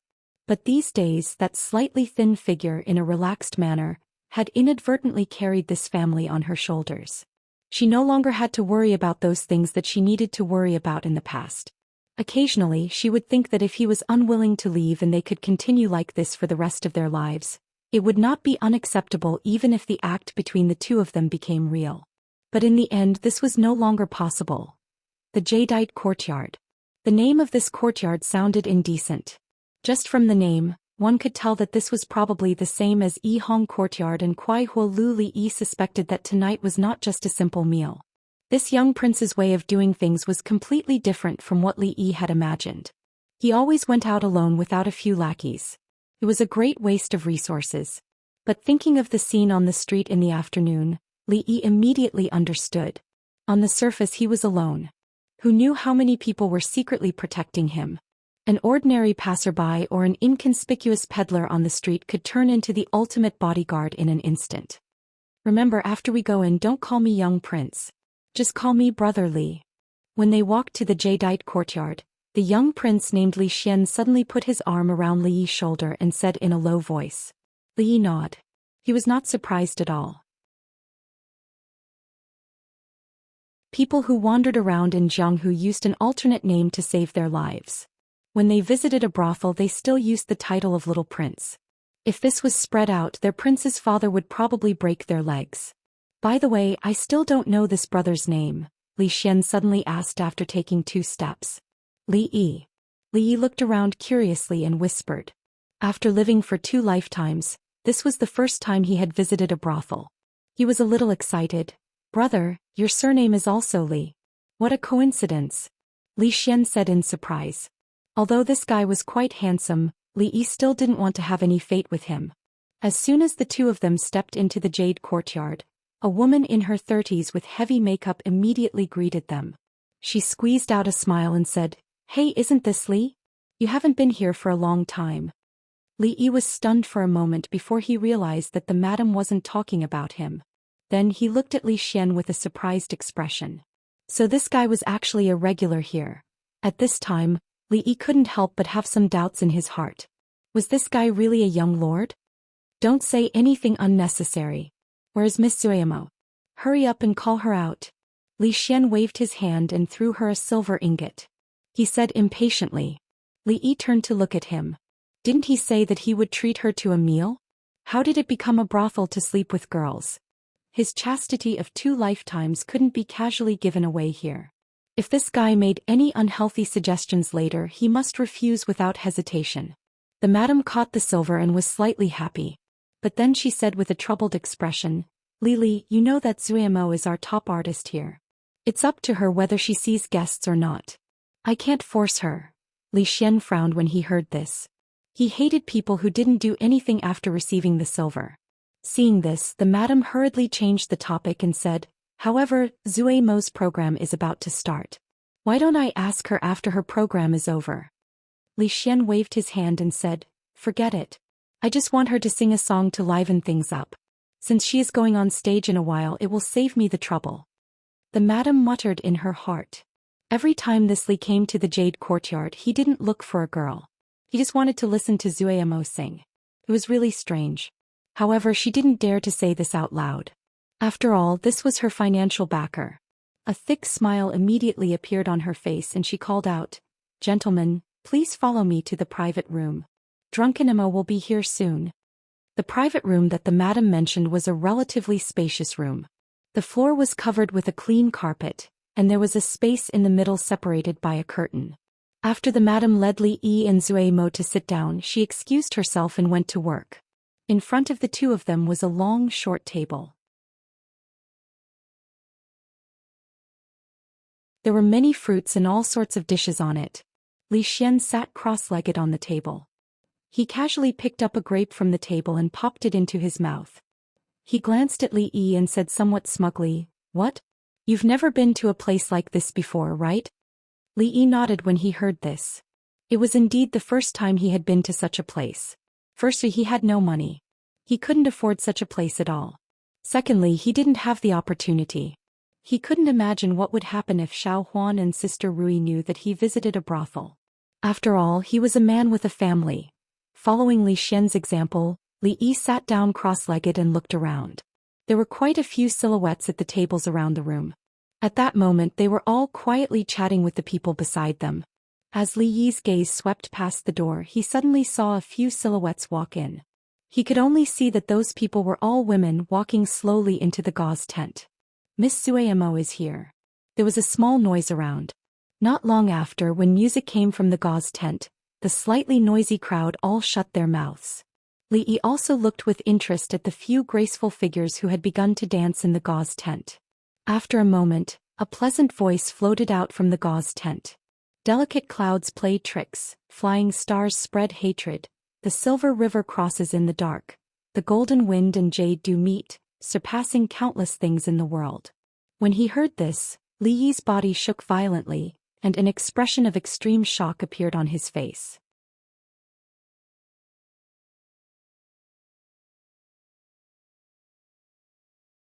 Chapter 50. Li Yi was very sure that although poetry also existed in this world, it was only in the same form. Great writers such as Li Bai, Du Fu, Su Shi, and Lu Yong did not exist in the original world. Of course, their works would not appear in this world either. Translator. Lawn Undereditor. Effidacia Li was shocked when he heard the poem which shouldn't have existed in this world. Then his shock turned into ecstasy. Could it be that the other party had also transmigrated to this world like him? No one could understand Li Yi's feelings. He was a lonely soul drifting alone in this world.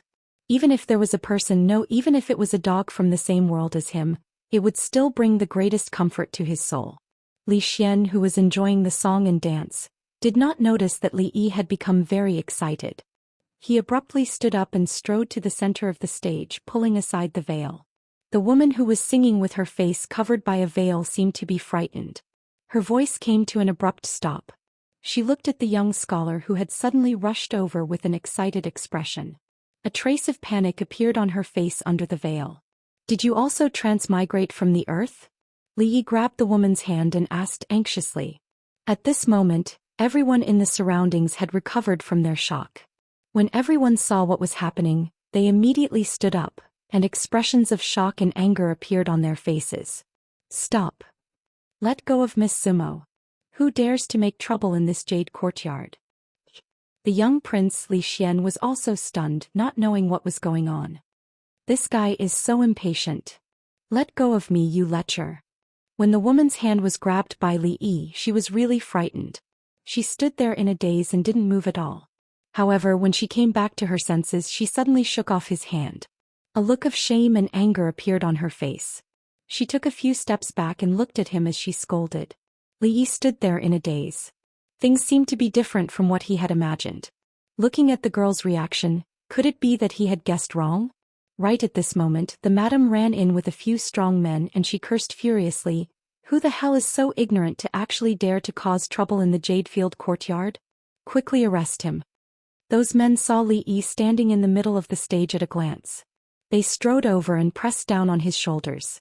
Li Yi allowed the two men to pin his hands behind his back as he glared at the woman. Where did you learn that Immortal Magpie Bridge song? The woman didn't want to pay attention to him, but when she saw the crazed look in his eyes, her heart couldn't help but tremble. For some reason she opened her mouth and explained, "This poem has been known to everyone since a month ago. It is said that it was written on the sky prayer lantern by a gifted scholar named Li Yi.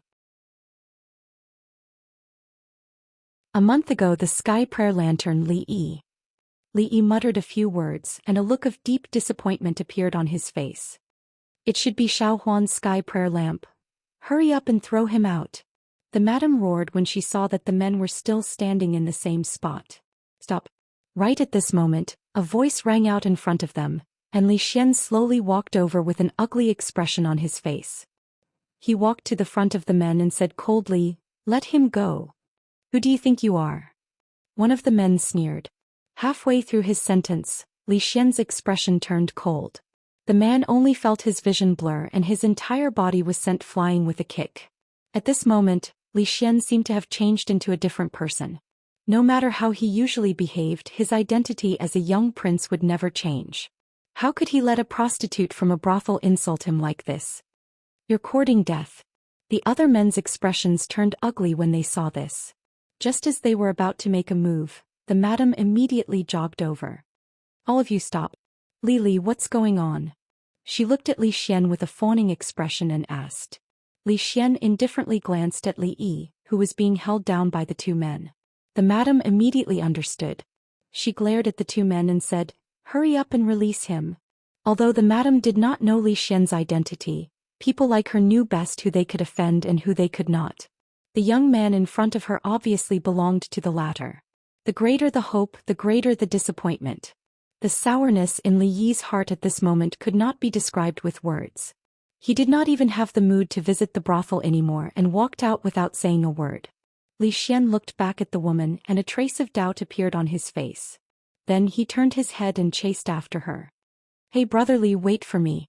The place where her arm had been grabbed just now was still a little painful. The woman named Drunken Imo looked at the direction in which her face had left and murmured, "That scholar." While she was thinking about something, the madam had already walked over quickly and asked with concern, "Zuimo, are you okay?" The woman shook her head when she heard this. The madam's heart immediately calmed down. Any accident to the top artist of the Jade Courtyard would be a great loss to them. Whether it was in his previous life or this life, Li Yi had never touched a drop of alcohol, but at this moment he just wanted to get drunk. A toast to the past and never look back. The dead were dead and people always had to look forward.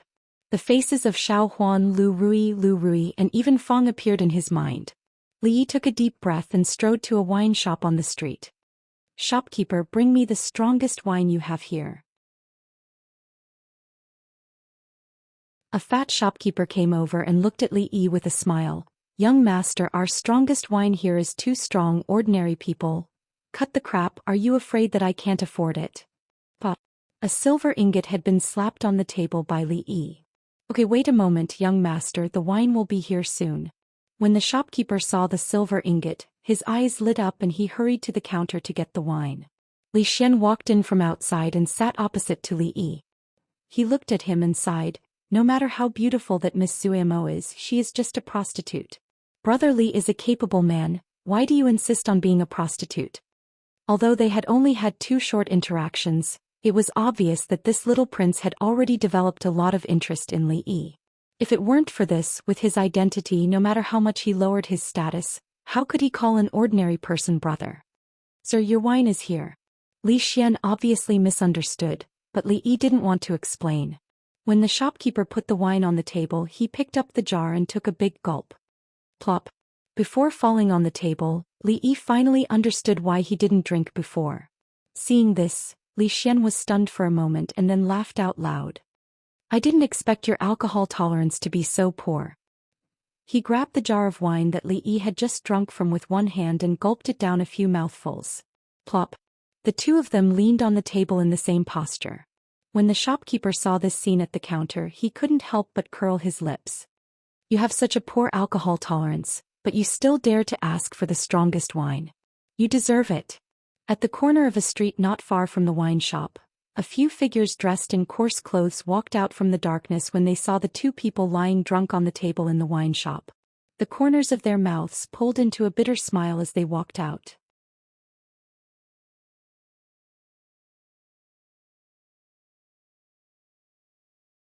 Chapter 51. When he regained consciousness a little, he felt that his whole head was swollen. He tried hard for a long time, but he couldn't open his eyes. He could only hear a few intermittent voices around him. Wang Fei actually ate something in the morning. She also specially drank a small bowl of yam and corn porridge. Wang Ye was very happy. He increased everyone's allowance in the kitchen. When he finally opened his eyes, he felt that his mouth was unusually bitter and thirsty. At this time, a clear voice sounded not far away. "Young master is awake." A hot towel was handed over. Li Yi carelessly wiped his face. He looked at the 2 maids standing in the room and said in a hoarse voice, "Water." A moment later, he took the teacup from the maid's hand and drank it in one gulp. He still didn't feel thirsty. After drinking a few cups, the feeling of thirst subsided a lot. At this time, a maid came over with a tray covered with a red cloth. She said with a smile, "Young master, this is a thank you gift that Wang Ye asked me to prepare for you. Please accept it." "Thank you gift? What is it?" Li Yi had just woken up and his mind was not very clear. He casually removed the red cloth and was almost dazzled by the neat silver ingots on the tray. "Thank Wang Ye for me." Li Yi took the tray from the maid's hand with a face full of smiles. The trace of drowsiness was immediately swept away and he looked much more energetic. The maid was stunned when she heard this. It seemed that she didn't think that Li Yi would agree so readily. Just now, Wang Ye specifically told her that if the other party insisted on not accepting it, she must persuade him to accept it. For this, she had made a little preparation in her heart. But the real situation made her a little dazed. Didn't they say that scholars regarded money as dirt? This young master didn't seem to be like this. Li Yi carried a small bag on his back and walked out of Ningguang Fu. He waved to the woman called Yanji behind him and strode away. Last night he drank a mouthful of wine and was drunk on the table. It was so shameful. He did not wait for the young prince to wake up and could not wait to leave the prince's mansion. There was a total of 110 taels of silver in the small bag he was carrying on his back. Although it was only about 50,000 renminbi, this was indeed the first large sum of money that Li Yi had received since he came to this era. The son of a nouveau riche must have a nouveau riche father. Li Yi liked this kind of forthright prince. It was too troublesome to talk about feelings. It was better to directly talk about money. His wallet was bulging and even his heart was filled. He just didn't know how anxious Fong and the others would be when they didn't see him yesterday. It was better to return to the stronghold as soon as possible. In the willow leaf stockade, the little servant girl sat in front of the door. Her eyes were red and swollen. Her beautiful big eyes had lost their spirit. She had 2 dark circles under her eyes and stared straight ahead. Not long after, a sturdy figure walked over from afar. The man surnamed Fong held a cloth bag in his hand. He walked in front of the servant girl, sighed and said, "Xiao Huan, this is the money from yesterday's candied haws. Take it back and keep it well." The young girl did not speak. She bit her lips and shook her head. The idea was given by the son-in-law, and the frosting was also bought by the son-in-law. We only put in a little effort. This money is not safe in our hands. Better keep it. Fong put the cloth bag at the feet of the young girl. In the end, he did not say anything and turned to leave slowly. The young girl quietly sat in the familiar position. It seemed that there was still a figure beside her. Just like before, he told her those nice stories and taught her how to cook delicious food. That was almost the best time of her life. Thinking that the figure would never appear again, the young girl's nose could not help but feel a little sour. She forced herself not to let the tears fall. After all, she was only a 15 or 16-year-old girl. After an unknown amount of time, the tears in her eyes could no longer be controlled. She buried her little head between her legs and sobbed. "Xiao Huan, why are you crying? Who made you angry?" A voice suddenly came from the front. The young girl's body could not help but tremble. She suddenly raised her head and saw a familiar face that could not be more familiar. A glimmer of light suddenly appeared in the young girl's eyes, but it quickly dimmed. From yesterday until now, this scene had appeared countless times. From the surprise at the beginning to the numbness at the end, she knew that no matter how real an illusion was, it was still an illusion. Looking at the young servant girl's tearful face, Li Yi's heart could not help but ache. He quickly walked over and wiped the tears off her face. He softly said, "Tell me who bullied you. The son-in-law will help you vent your anger." The young girl stared blankly at Li Yi, helping her wipe away her tears. The real touch on her face made her realize that this was not an illusion. Son-in-law. In her beautiful big eyes, tears flowed out. In an instant, Li Yi felt that there was an additional delicate body in his arms. The usually shy servant girl would never do something like this. At this moment, she was like a pear blossom in tears. She seemed to be using all her strength to hold on to his body, causing Li Yi to be a little confused. At this moment, the courtyard door opened from the inside. Li Yi saw Lu Rui's figure appear. He pointed at the crying young servant girl and asked, "What's wrong with Xiao Huan?" Lu Rui stood at the door with his sword in his arms. He just looked at Li Yi. Although there was nothing strange on the surface, he seemed to have suddenly relaxed. The appearance of Lu Rui made Xiao Huan stop sobbing. She lowered her head and stood beside Li Yi with a blushing face. She tightly held on to the corner of his clothes, unwilling to let go. "Son-in-law." Fong's loud voice came from behind. Anyone could hear the boundless surprise in his voice. "Son-in-law, you're back." Seeing that Fong, who was so excited that he looked like he had married a few concubines, was about to give him a big bear hug, Li Yi immediately retreated far away with vigilance. He had just enjoyed Xiao Huan's soft embrace. He was unwilling to let Fong touch him no matter what. Fong was not angry that he did not get a bear hug. He looked at Li Yi and asked with a puzzled face, "Son-in-law, where did you go last night?" "Last night?" Li Yi said halfway before he realized that if he said that he went to the brothel to listen to music last night, it would be a little inappropriate.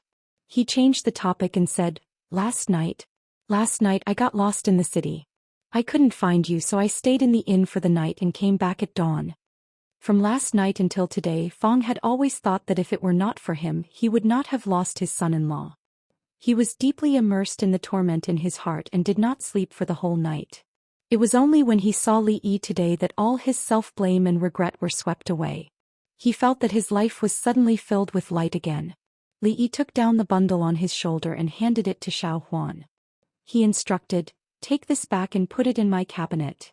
Xiao Huan stretched out her hand to take it, but she did not expect the small bundle to be much heavier than she had imagined. The bundle accidentally fell from her hand and fell to the ground. Whoosh! The bundle opened up and a pile of silver ingots rolled out. Under the sunlight, they almost dazzled Fang's eyes. Xiaohuan covered her mouth in shock. Her pretty face was filled with disbelief.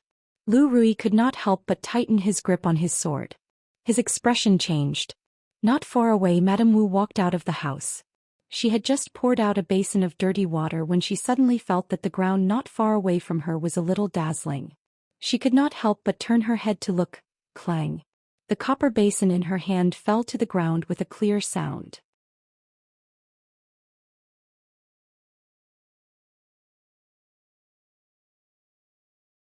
Chapter 52. As a commoner who was afraid of poverty and starvation, Fang couldn't help but want to convert the silver into grain when he saw it. This had already become his instinctive reaction. But this time, when he saw the fist-sized silver ingots on the ground, Fang felt that his brain wasn't enough to process it. How much grain could this amount of silver buy was clearly beyond the scope of Fang's understanding, since his IQ was limited to adding and subtracting 10. Son-in-law W, what did you do last night? Old Fang forcefully shifted his gaze away from the alluring silver ingots. He swallowed a mouthful of saliva with difficulty and looked at Li Yi as he asked. Li Yi glared at the careless maidservant girl and bent over to pick up the silver ingots on the ground one by one. He placed them in his bag and then raised his head to say, I got lost last night and picked them up on the road. Picked them up. Fang's voice was trembling. This was almost 100 taels of silver. He wouldn't be able to earn so much money in his entire life, yet it was so casually picked up by the son-in-law.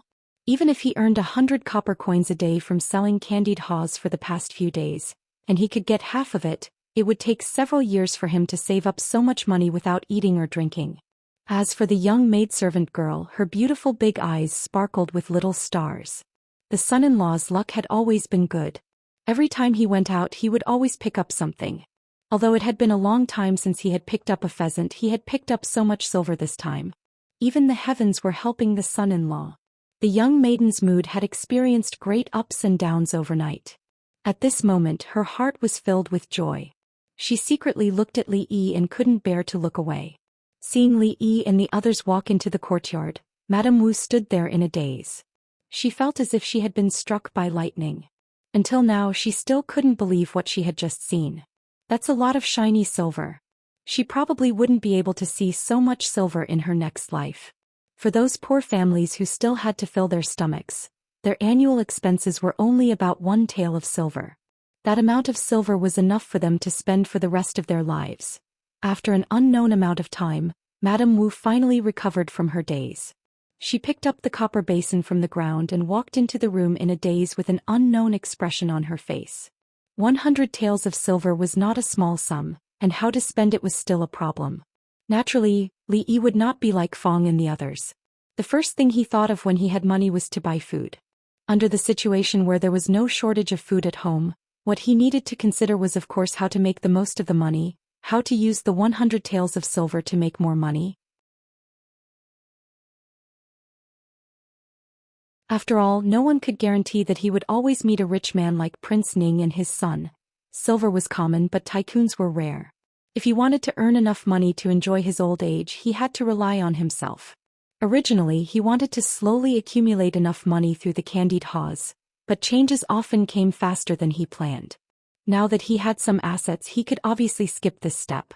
However, the candied haws business still had to continue. At least in the short term, there was still a lot of profit to be made from the candied haws without any market competition. Of course, there was another important reason. Although the money was nothing to him, it was enough to change the lives of Fang and the others for the rest of their lives.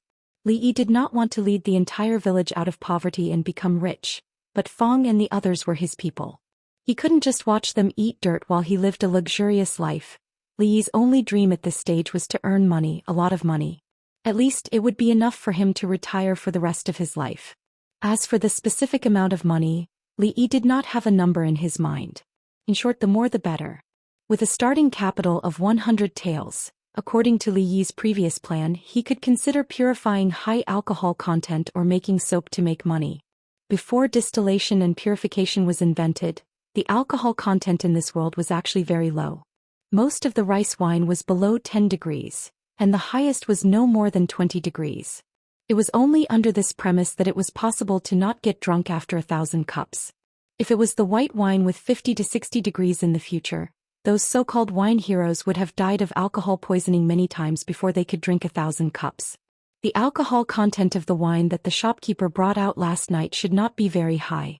How could it encounter someone like Li Yi who would faint at the slightest smell of alcohol? He was knocked out in one gulp after drinking it. The wine culture was also very prosperous in this world. The higher the alcohol content of the wine, the more they sought after it. Presumably this would also be an unimpeded way to make money. The sterilization and disinfection of wounds also required high alcohol content. Li Yi still cherished his life very much. If a modern person died from an infected wound in the future, it would be a great shame. Apart from distilling the alcohol, the production of soap had to be put on the agenda as soon as possible. The legendary thing called pancreas, which was used for bathing, was also very rare in this world. Li Yi had specially looked for it in the market of the prefectural city, but he did not see anyone selling it. After asking, he found out that the production method of pancreas was very complicated. The secret recipe was also in the hands of the royal family and very few people.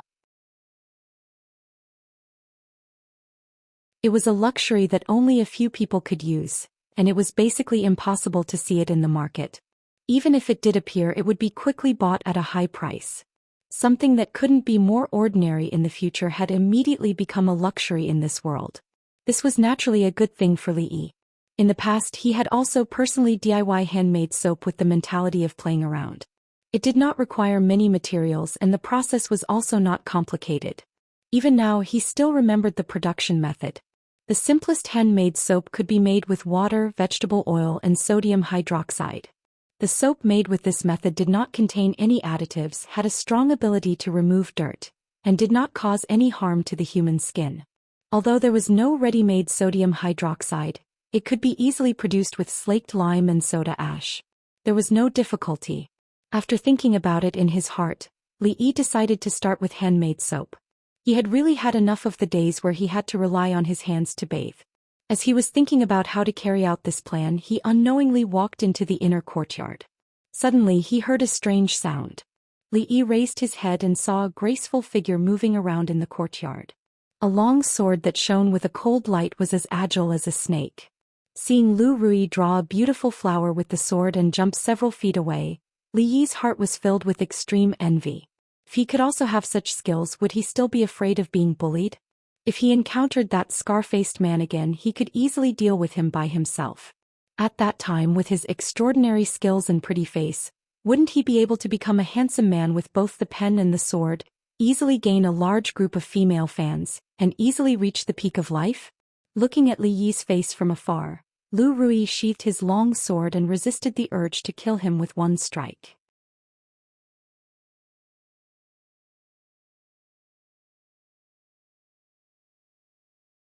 Chapter 53. When he was young, Li Yi, like other boys, had dreams of being a wuxia. He had dreamed countless times that he could learn the best kung fu in the world and become a hero. He could fight against the strong and help the weak, travel the world with his sword, and leave a legend of chivalry in Jianghu. Especially after he came into contact with all kinds of wuxia novels and TV series, this idea became stronger and stronger. However, as he grew older, his thinking became less childish, and this idea gradually faded. In the 21st century, there was no wuxia Jianghu. As long as he was an adult with a normal brain, he would not always think about these illusory things like when he was young. But it was different here. In this world, Jianghu really existed. Although wherever there are people there is Jianghu, the definition of Jianghu here was very broad. But the Jianghu in this world was a real Jianghu with swords and heroes. Here, individual strength was extremely magnified. Even a small willow leaf village could be called a place with crouching tigers and hidden dragons. Like Fong and the others, they looked like simple and honest farmers, but when they really fought with others, they were all good fighters who could fight against 10. Even his wife and sister-in-law were martial arts masters with extraordinary skills. Li Yi saw them practice kung fu every day, and the little tricks they showed inadvertently would make Li Yi's jaw drop. It was a piece of cake for them to break a wooden table with their bare hands.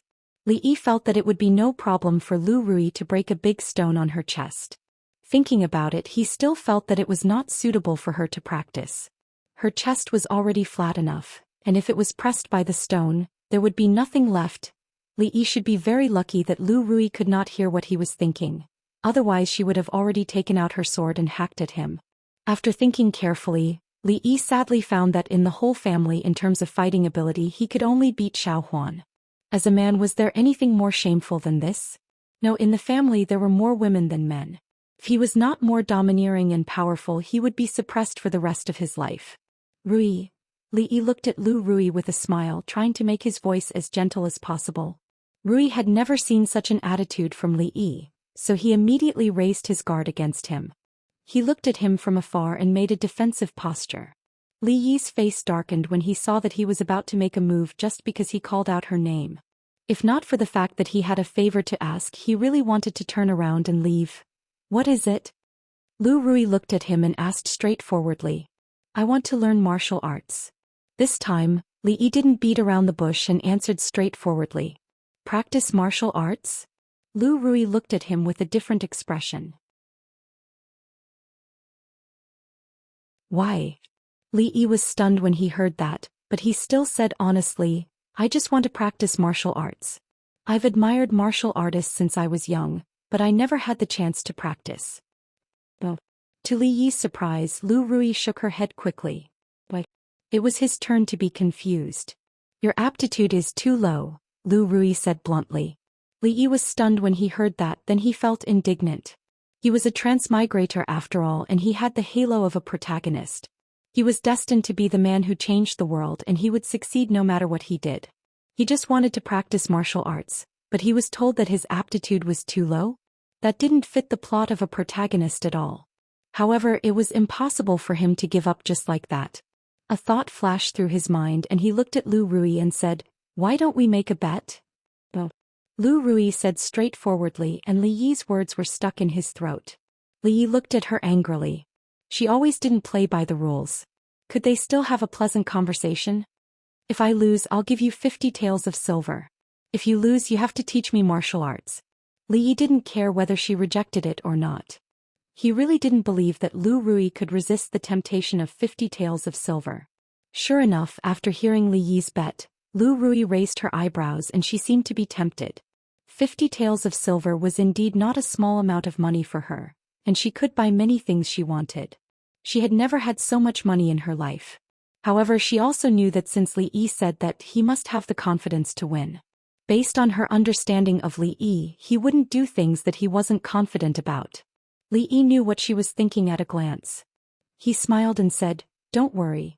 I won't ask you to recite poems or paint, and I won't ask you to do anything difficult.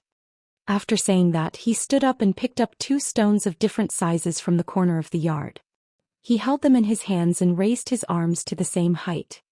He looked at Lu Rui and said, You just need to guess which of these 2 stones will fall first when I let go. If you guess right, I lose and I'll give you the 50 taels of silver. If you guess wrong, you must fulfill your promise and teach me martial arts. The bet was very simple, but when Li Yi said it, Lu Rui still had some doubts in her heart. Of course, she didn't doubt herself, but she doubted Li Yi's intelligence. When 2 stones fell from the same height, it was common knowledge that the heavier one would fall first. Was there a need to bet? This bet was a situation where she would definitely win.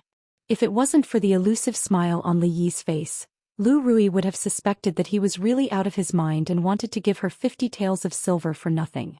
She didn't worry that Li Yi would play any tricks. At such a close distance, no matter what Li Yi did, he wouldn't be able to escape her eyes.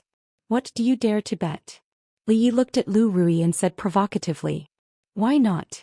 Lu Rui glanced at him and said lightly. She couldn't lose this bet no matter what. Why would she go against the money? Let's make a promise. Li Yi put down the stone and raised his hand. Clap. Lu Rui frowned, but she still reached out her hand and gave him a high five. Let's begin. I'm guessing that the stone in your left hand will fall first. Lu Rui was referring to the bigger stone. Don't rush. Li Yi didn't start immediately. He said with a serious face, I have to get Xiao Huan to witness it. Otherwise, if you go back on your words, who am I going to talk to? Lu Rui couldn't suppress the urge to slash him with her sword again. After a while, the servant girl stood beside them. She looked at Li Yi, then at Lu Rui and said, Young master second miss, we can start now. After that she focused all her attention on Li Yi's hands. She couldn't help but sigh in her heart. Young master's 50 taels of silver was probably going to be gone this time. Even Xiao Huan knew that the big stone would fall first. How could second miss be wrong? Watch carefully. Li Yi raised his arms to the same height and revealed an unnoticeable smile. He let go of his hands and the 2 stones fell to the ground. Bang! 2 stones fell from the sky and hit the blue stone slabs, making only a single sound. How is this possible? Upon seeing this scene, Lu Rui could not help but exclaim in astonishment.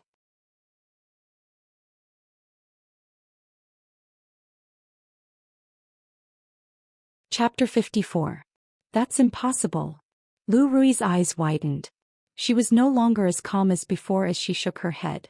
The young maidservant beside her also opened her mouth in shock. She was not any less surprised than Lu Rui. When falling from the same height, a heavy object would definitely fall before a light object. This was a concept that had been deeply ingrained in their minds for more than 10 years. However, the 2 of them clearly saw that the 2 stones of different sizes had clearly fallen at the same time. You must be cheating. Lu Rui looked up at Li Yi and said with certainty. I knew you'd say that. Li Yi shrugged and said nonchalantly, try it yourself if you don't believe me. If the law of free fall could produce a different result from Lu Rui's hands, then it would not matter even if he lost 50 taels of silver to her. In another world, Aristotle once proposed the conclusion that heavier objects fall faster, with his enigmatic self-confidence, which dominated the Western academic world for nearly 2,000 years. One day 2,000 years later, Galileo walked up to the Leaning Tower of Pisa and threw 2 iron balls of different weights down. He proved the law of free fall with the 2 balls experiment. Similarly, in the current world, the principle that could be understood with a small experiment was also not discovered because of the ancient people's taken-for-granted concept. Lu Rui picked up another 2 stones to experiment with. When she saw the 2 stones fall to the ground at the same time in her hands, she was stunned. Then she clenched her teeth and said, Xiao Huan, try it. The reason why the law was a law was that it would not change due to objective conditions.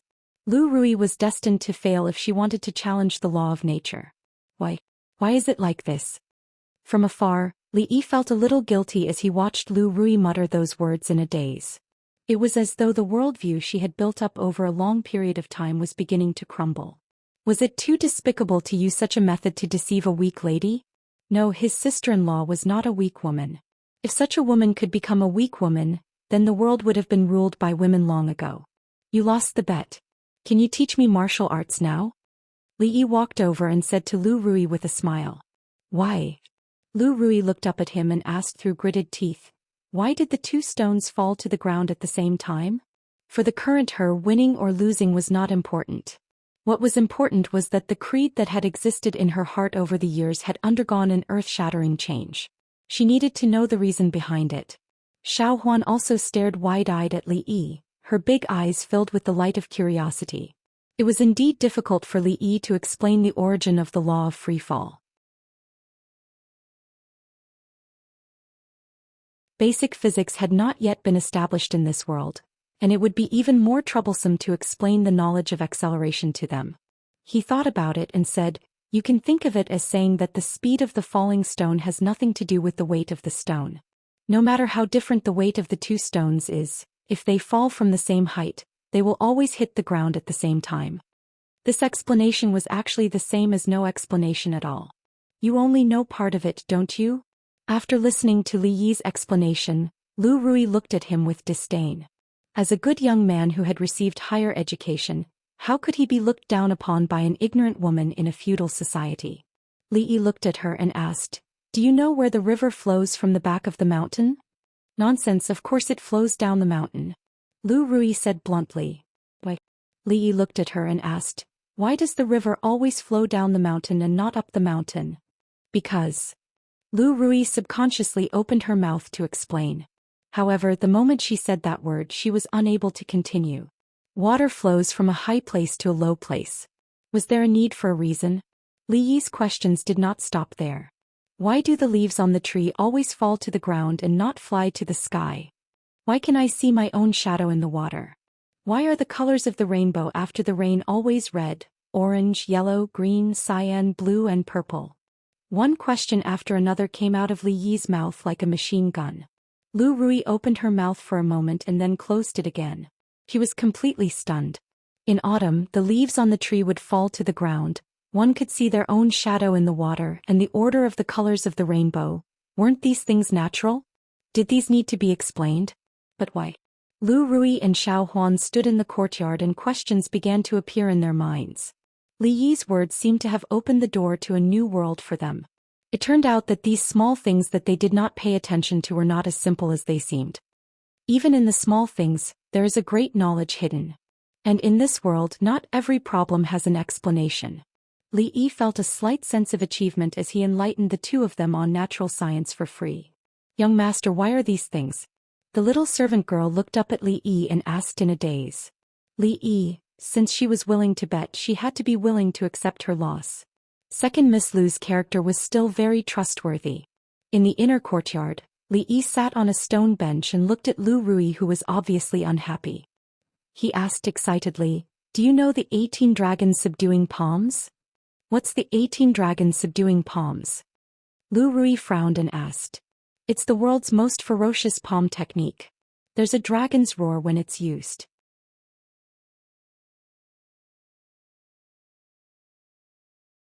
The wonders of the palm technique are unparalleled in the world.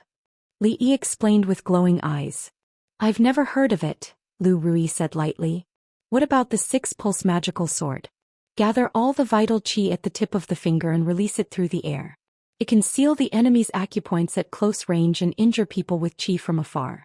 It's the world's top exquisite sword technique." "I've never heard of it. Have you heard of the wave-like subtle steps? After mastering it, your body will be as light as a swallow. You can run on walls and walk on water." "I've never heard of this either." "Then you must have heard of Tai Chi. It's used to defeat the strong with the weak, overcome the strong with softness, complement each other with softness, borrow strength to fight strength, and move 1,000 pounds with little effort." After Li Yi finished, Lu Rui looked at him with a frown and said, "I've never heard of anyone in Jianghu who has mastered the wonderful martial arts you mentioned. The 18 dragons subduing palms, the 6-pulse divine sword, the Tai Chi fist. According to what you said, even one of these supreme martial arts is enough to dominate Jianghu. However, no one in Jianghu can do any of them. Let's not talk about other things for now. Just the release of true qi alone is something that even a grandmaster expert would not be able to do." "Ah, there's none of these?" Li Yi's face showed an unconcealable disappointment. After all this time, the so-called martial arts masters in this world were not just a little bit different from the masters in old Master Jin's martial arts world. "Where did you hear about these martial arts?" Lu Rui looked up at him with a hint of doubt in her beautiful eyes. "It's a long story, tell me about it for now." All right," Li Yi thought for a moment and said, "It's said that in the Southern Song dynasty, in the last years of the previous dynasty, there were 5 supreme martial arts masters in Jianghu. They fought on the top of Mount Hua for the 9-yin Manual, the world's best martial arts book. The battle lasted for 7 days and 7 nights, until the sun and the moon lost their light and the sky lost their color.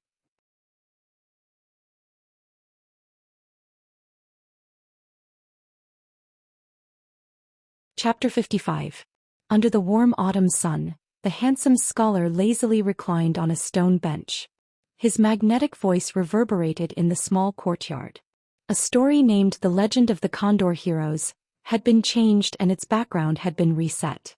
This was the first time that it had appeared in this world. 5 ultimate skills. Hua Mountain Sword Competition. 9-yin Manual. As he continued to tell the story, the beautiful girl opposite him had an indifferent expression at first. After a while, her expression gradually changed and she involuntarily fell into the wonderful story. She had been practicing martial arts since she was a child and had always been interested in the martial arts world. However, growing up in the village, she did not have the chance to come into contact with these things. She only heard a few words from other people and she felt that the so-called Jianghu was nothing more than this. But at this moment, a real Jianghu that matched her expectations was taking shape in her mind and gradually spreading out. At a certain moment, another baby-faced girl walked out of the room and looked at them from afar. She murmured in a low voice, "Young master and second miss, what are they talking about?" A puzzled expression appeared on her pretty face and she walked over curiously. After a long period of training, Li Yi's storytelling skills had been perfected. If he could no longer make a living in the future, other than moving a table to sell paintings on the street, he could also consider going to a theater to tell stories. Unknowingly, he had another way to make a living.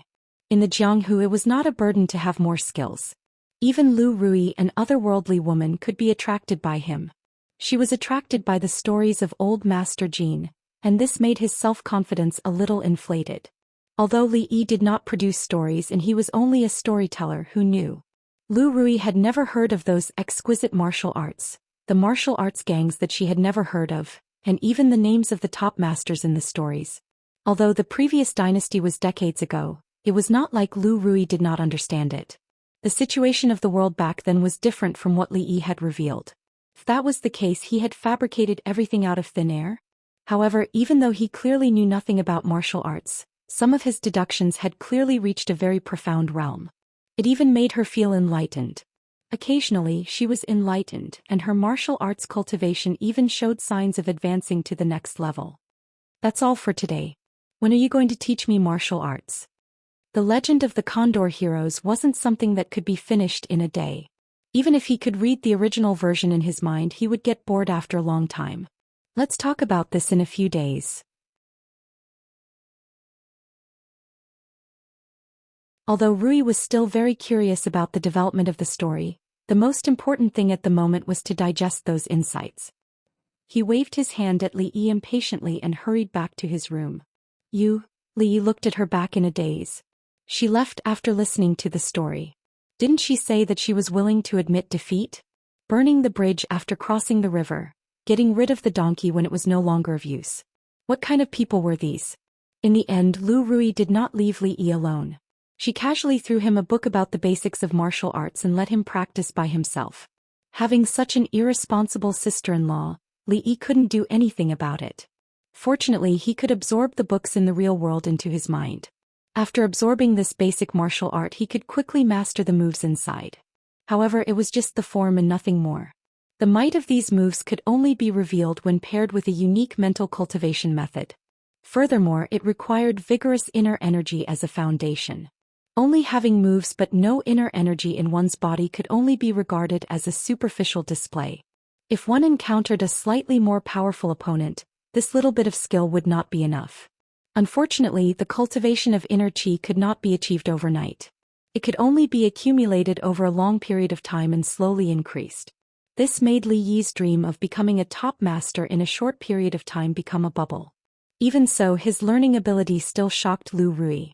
She still remembered that it took her a whole month to completely master these basic moves. On the other hand, Li Yi only used less than a day. In terms of the degree of control, he seemed to be more skillful than she was at that time. The difference between a day and a month was like the difference between heaven and earth. This made Lu Rui suffer a huge blow. She could not help but have some doubts in her heart. Could it be that he was really a martial arts genius that appeared once in a century? In terms of poetry and painting, she was definitely not as good as Li Yi. However, Li Yi did not know martial arts. This was one of the few things that Lu Rui could find confidence in from him. But now she did not even have this confidence anymore. If Li Yi knew what Lu Rui was thinking, he would probably be very proud. However, he could not be proud at this moment. There was no other reason. Since the beginning of autumn, the number of mosquitoes in the room had increased. Unless he kept hiding in the gauze curtains, his exposed skin would be bitten into big bumps after a while. It was not a big deal to be bitten by mosquitoes. It was not that Li Yi had not been bitten by mosquitoes before. However, he did not know the physique of this body that he had transmigrated to. When others were bitten, there would at most be a small red dot or a small bump. However, when Li Yi was bitten, there would immediately be a big bump on that area. It was extremely itchy and unbearable. In the evening, he did not dare to step into the room anymore. He sat on a stone not far from the door. Because of the wind outside, there were no mosquitoes. In this backward era, mosquito-repellent incense had not been invented yet. The most common way to repel mosquitoes was to hang a sachet in the room. The sachet was filled with mosquito-repellent herbs such as agastache, peppermint, basil, calamus, citronella, and so on. Li Yi had also tried this method, but the effect was not obvious. Moreover, Li Yi himself could not stand the smell. He was afraid that before the mosquitoes were smoked away, Li Yi himself would be suffocated to death. If only there was a bottle of 6 gods floral water. At this moment, Li Yi missed the mosquito-repellent artifact from his previous life. People always know how to cherish things after they have lost them. A box of mosquito-repellent incense and a bottle of floral water could help him get out of the sea of suffering, but this small request could only be extravagant hope. By the way, if there is no ready-made one, I can make it myself. After a while, Li Yi patted his head and said in sudden realization. His head was filled with books from the entire provincial library. Would he be afraid of not being able to find the formula for the mosquito repellent? Chemistry. Lifestyle. The next moment, Li Yi's consciousness sank into his mind. His eyes swept across the rows of bookshelves, and pieces of messy information poured into his mind. After an unknown amount of time, Li Yi suddenly slapped his thigh and exclaimed, "Found it!" It was also at this moment that the sound of footsteps came into his ears. When he raised his head, he saw Fang's familiar face. "What's wrong? Were you beaten by your wife again?" Seeing the unconcealable sadness on Fang's face, Li Yi temporarily forgot about the mosquito repellent and asked.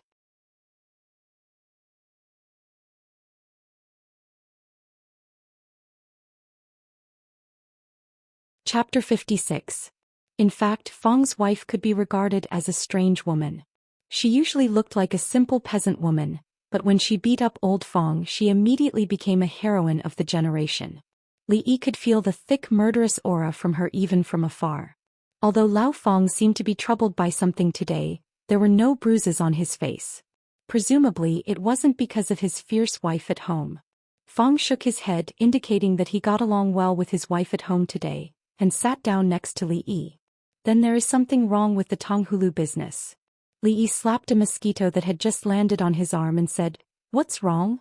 Are there already many people on the street who are imitating our candied haws?" "How did you know?" Fang suddenly jumped up from the ground and looked at Li Yi in surprise as if he had seen a ghost. Li Yi flicked away the dead mosquito in his hand and pointed to the front.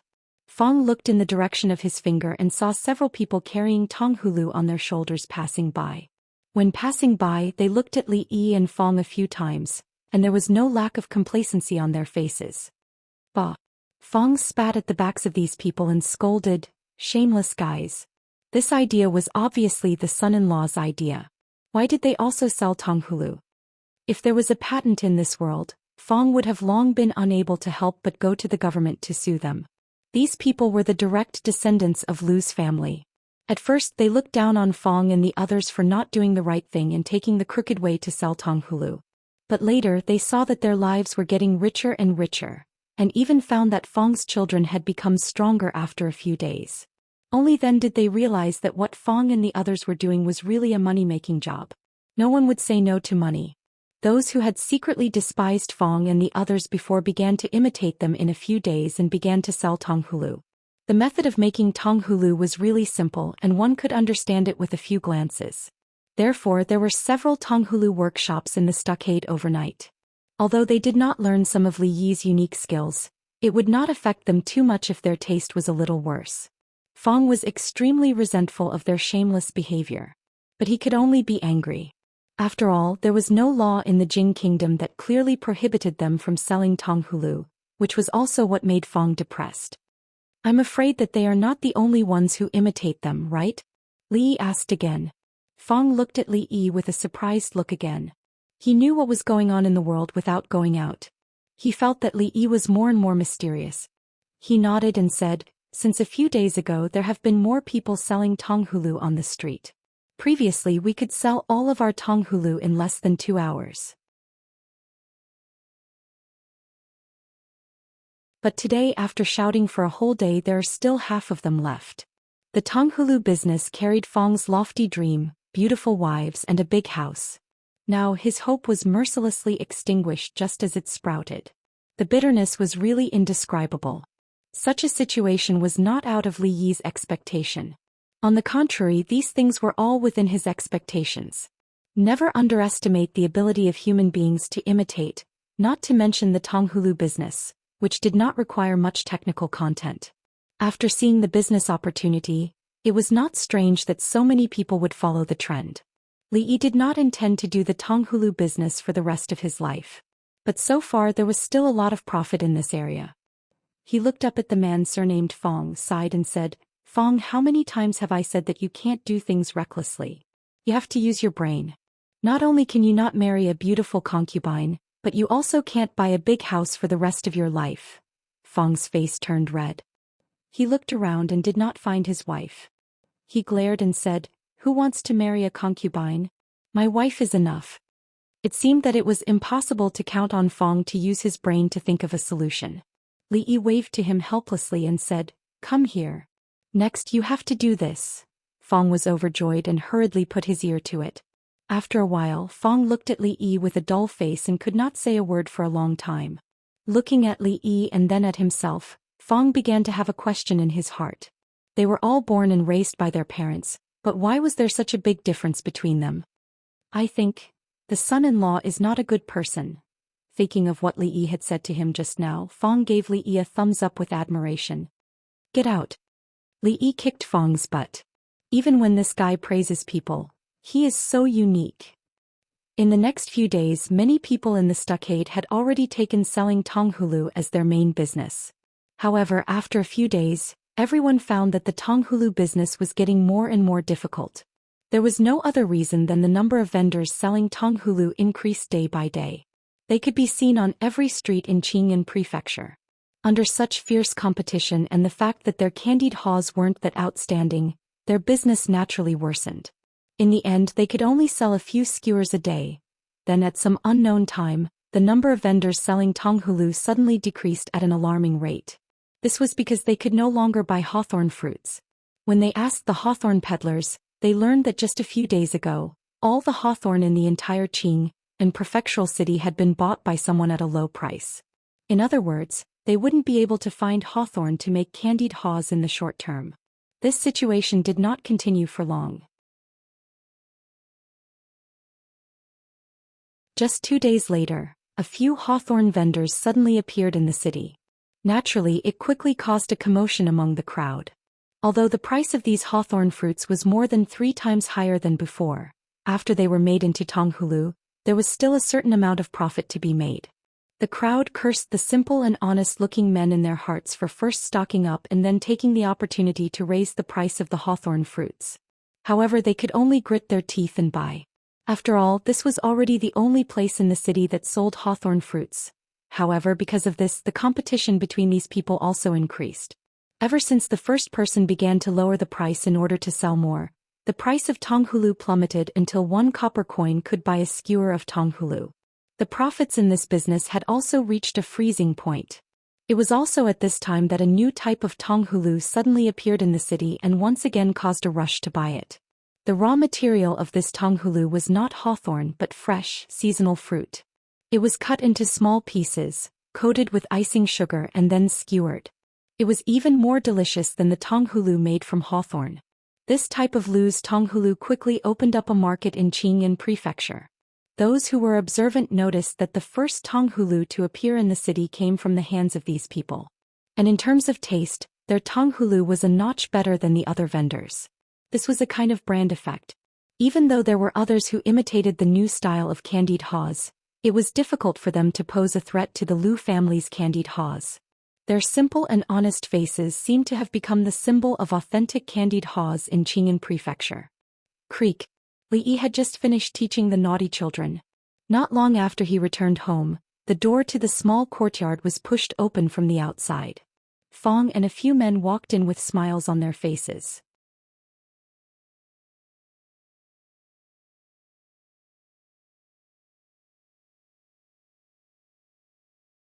Chapter 57. Fong took out a big bag from his back and said, "Son-in-law, this is the money we've earned from selling red fruits and candied haws these days. According to our initial agreement, we'll split it in half. This is the remaining half." It had to be said that Fong and the others were a group of very honest people. Although they were the ones who worked hard to sell candied haws, the candied haws were invented by Li Yi. In the beginning, he was the one who gave them the money. Even when they encountered various problems later on, he was the one who helped them solve them. Without Li Yi, they wouldn't be where they were today. They understood all this. Son-in-law could have done these things without them, but because of his relationship with Miss, he took care of them. Everything was remembered by Fong and the others.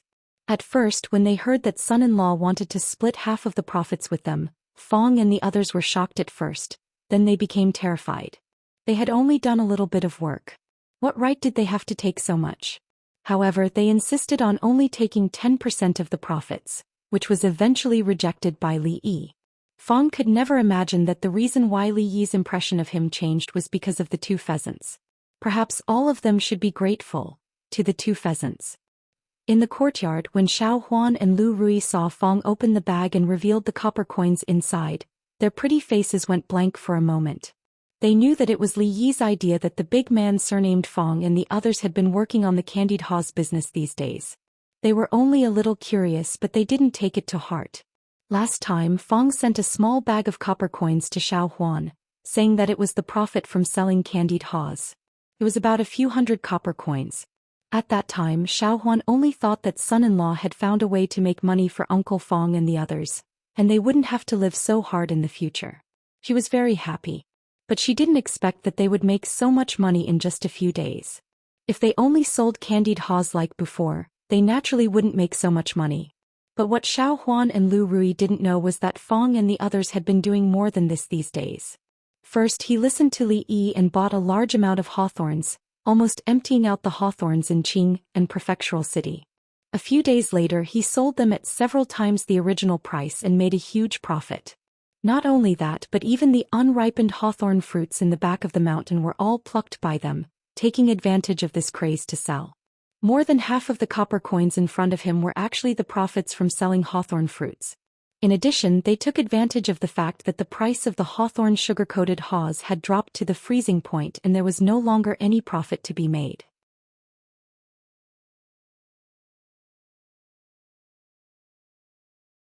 They decisively launched a new type of fruit sugar-coated haws which was well received. Before all the vendors could react, they had made a fortune. All of this was, of course, Li Yi's idea. And now, although there were many imitations of the new type of sugar-coated haws, because they had long established the Lu's sugar-coated haws brand, they had a natural advantage.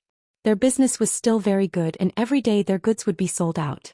Until now, there was a steady income every day. If this business could continue for a long time, their lives would definitely get better and better. They didn't have to go back to the days where they had to worry about filling their stomachs every day. They had meat and rice every day and their family gradually had a small amount of savings. In a short period of time, they had suddenly moved from the bottom of the willow leaf village to a well-off level. Not to mention the tenant farmers who used to be at the same level as them, even the direct descendants of the Lus who had a slightly more well-off life were now far behind them. Who could have imagined such a life in the past? Because of this, these people were full of gratitude towards Li Yi. If it weren't for him, they might still be working for others and living a life where they didn't know the next meal. Have you bought all the things that I asked you to buy in the prefecture? Li Yi didn't refuse the money sent by Fong and the others. After all, in the following period of time he really needed money. I've bought all the bezoar, peppermint, honeysuckle, spices and wine. I'll send them to you in a moment. Fong nodded and said. Although he was still very curious about the use of those things that the son-in-law asked him to buy, now Fong admired Li Yi from the bottom of his heart.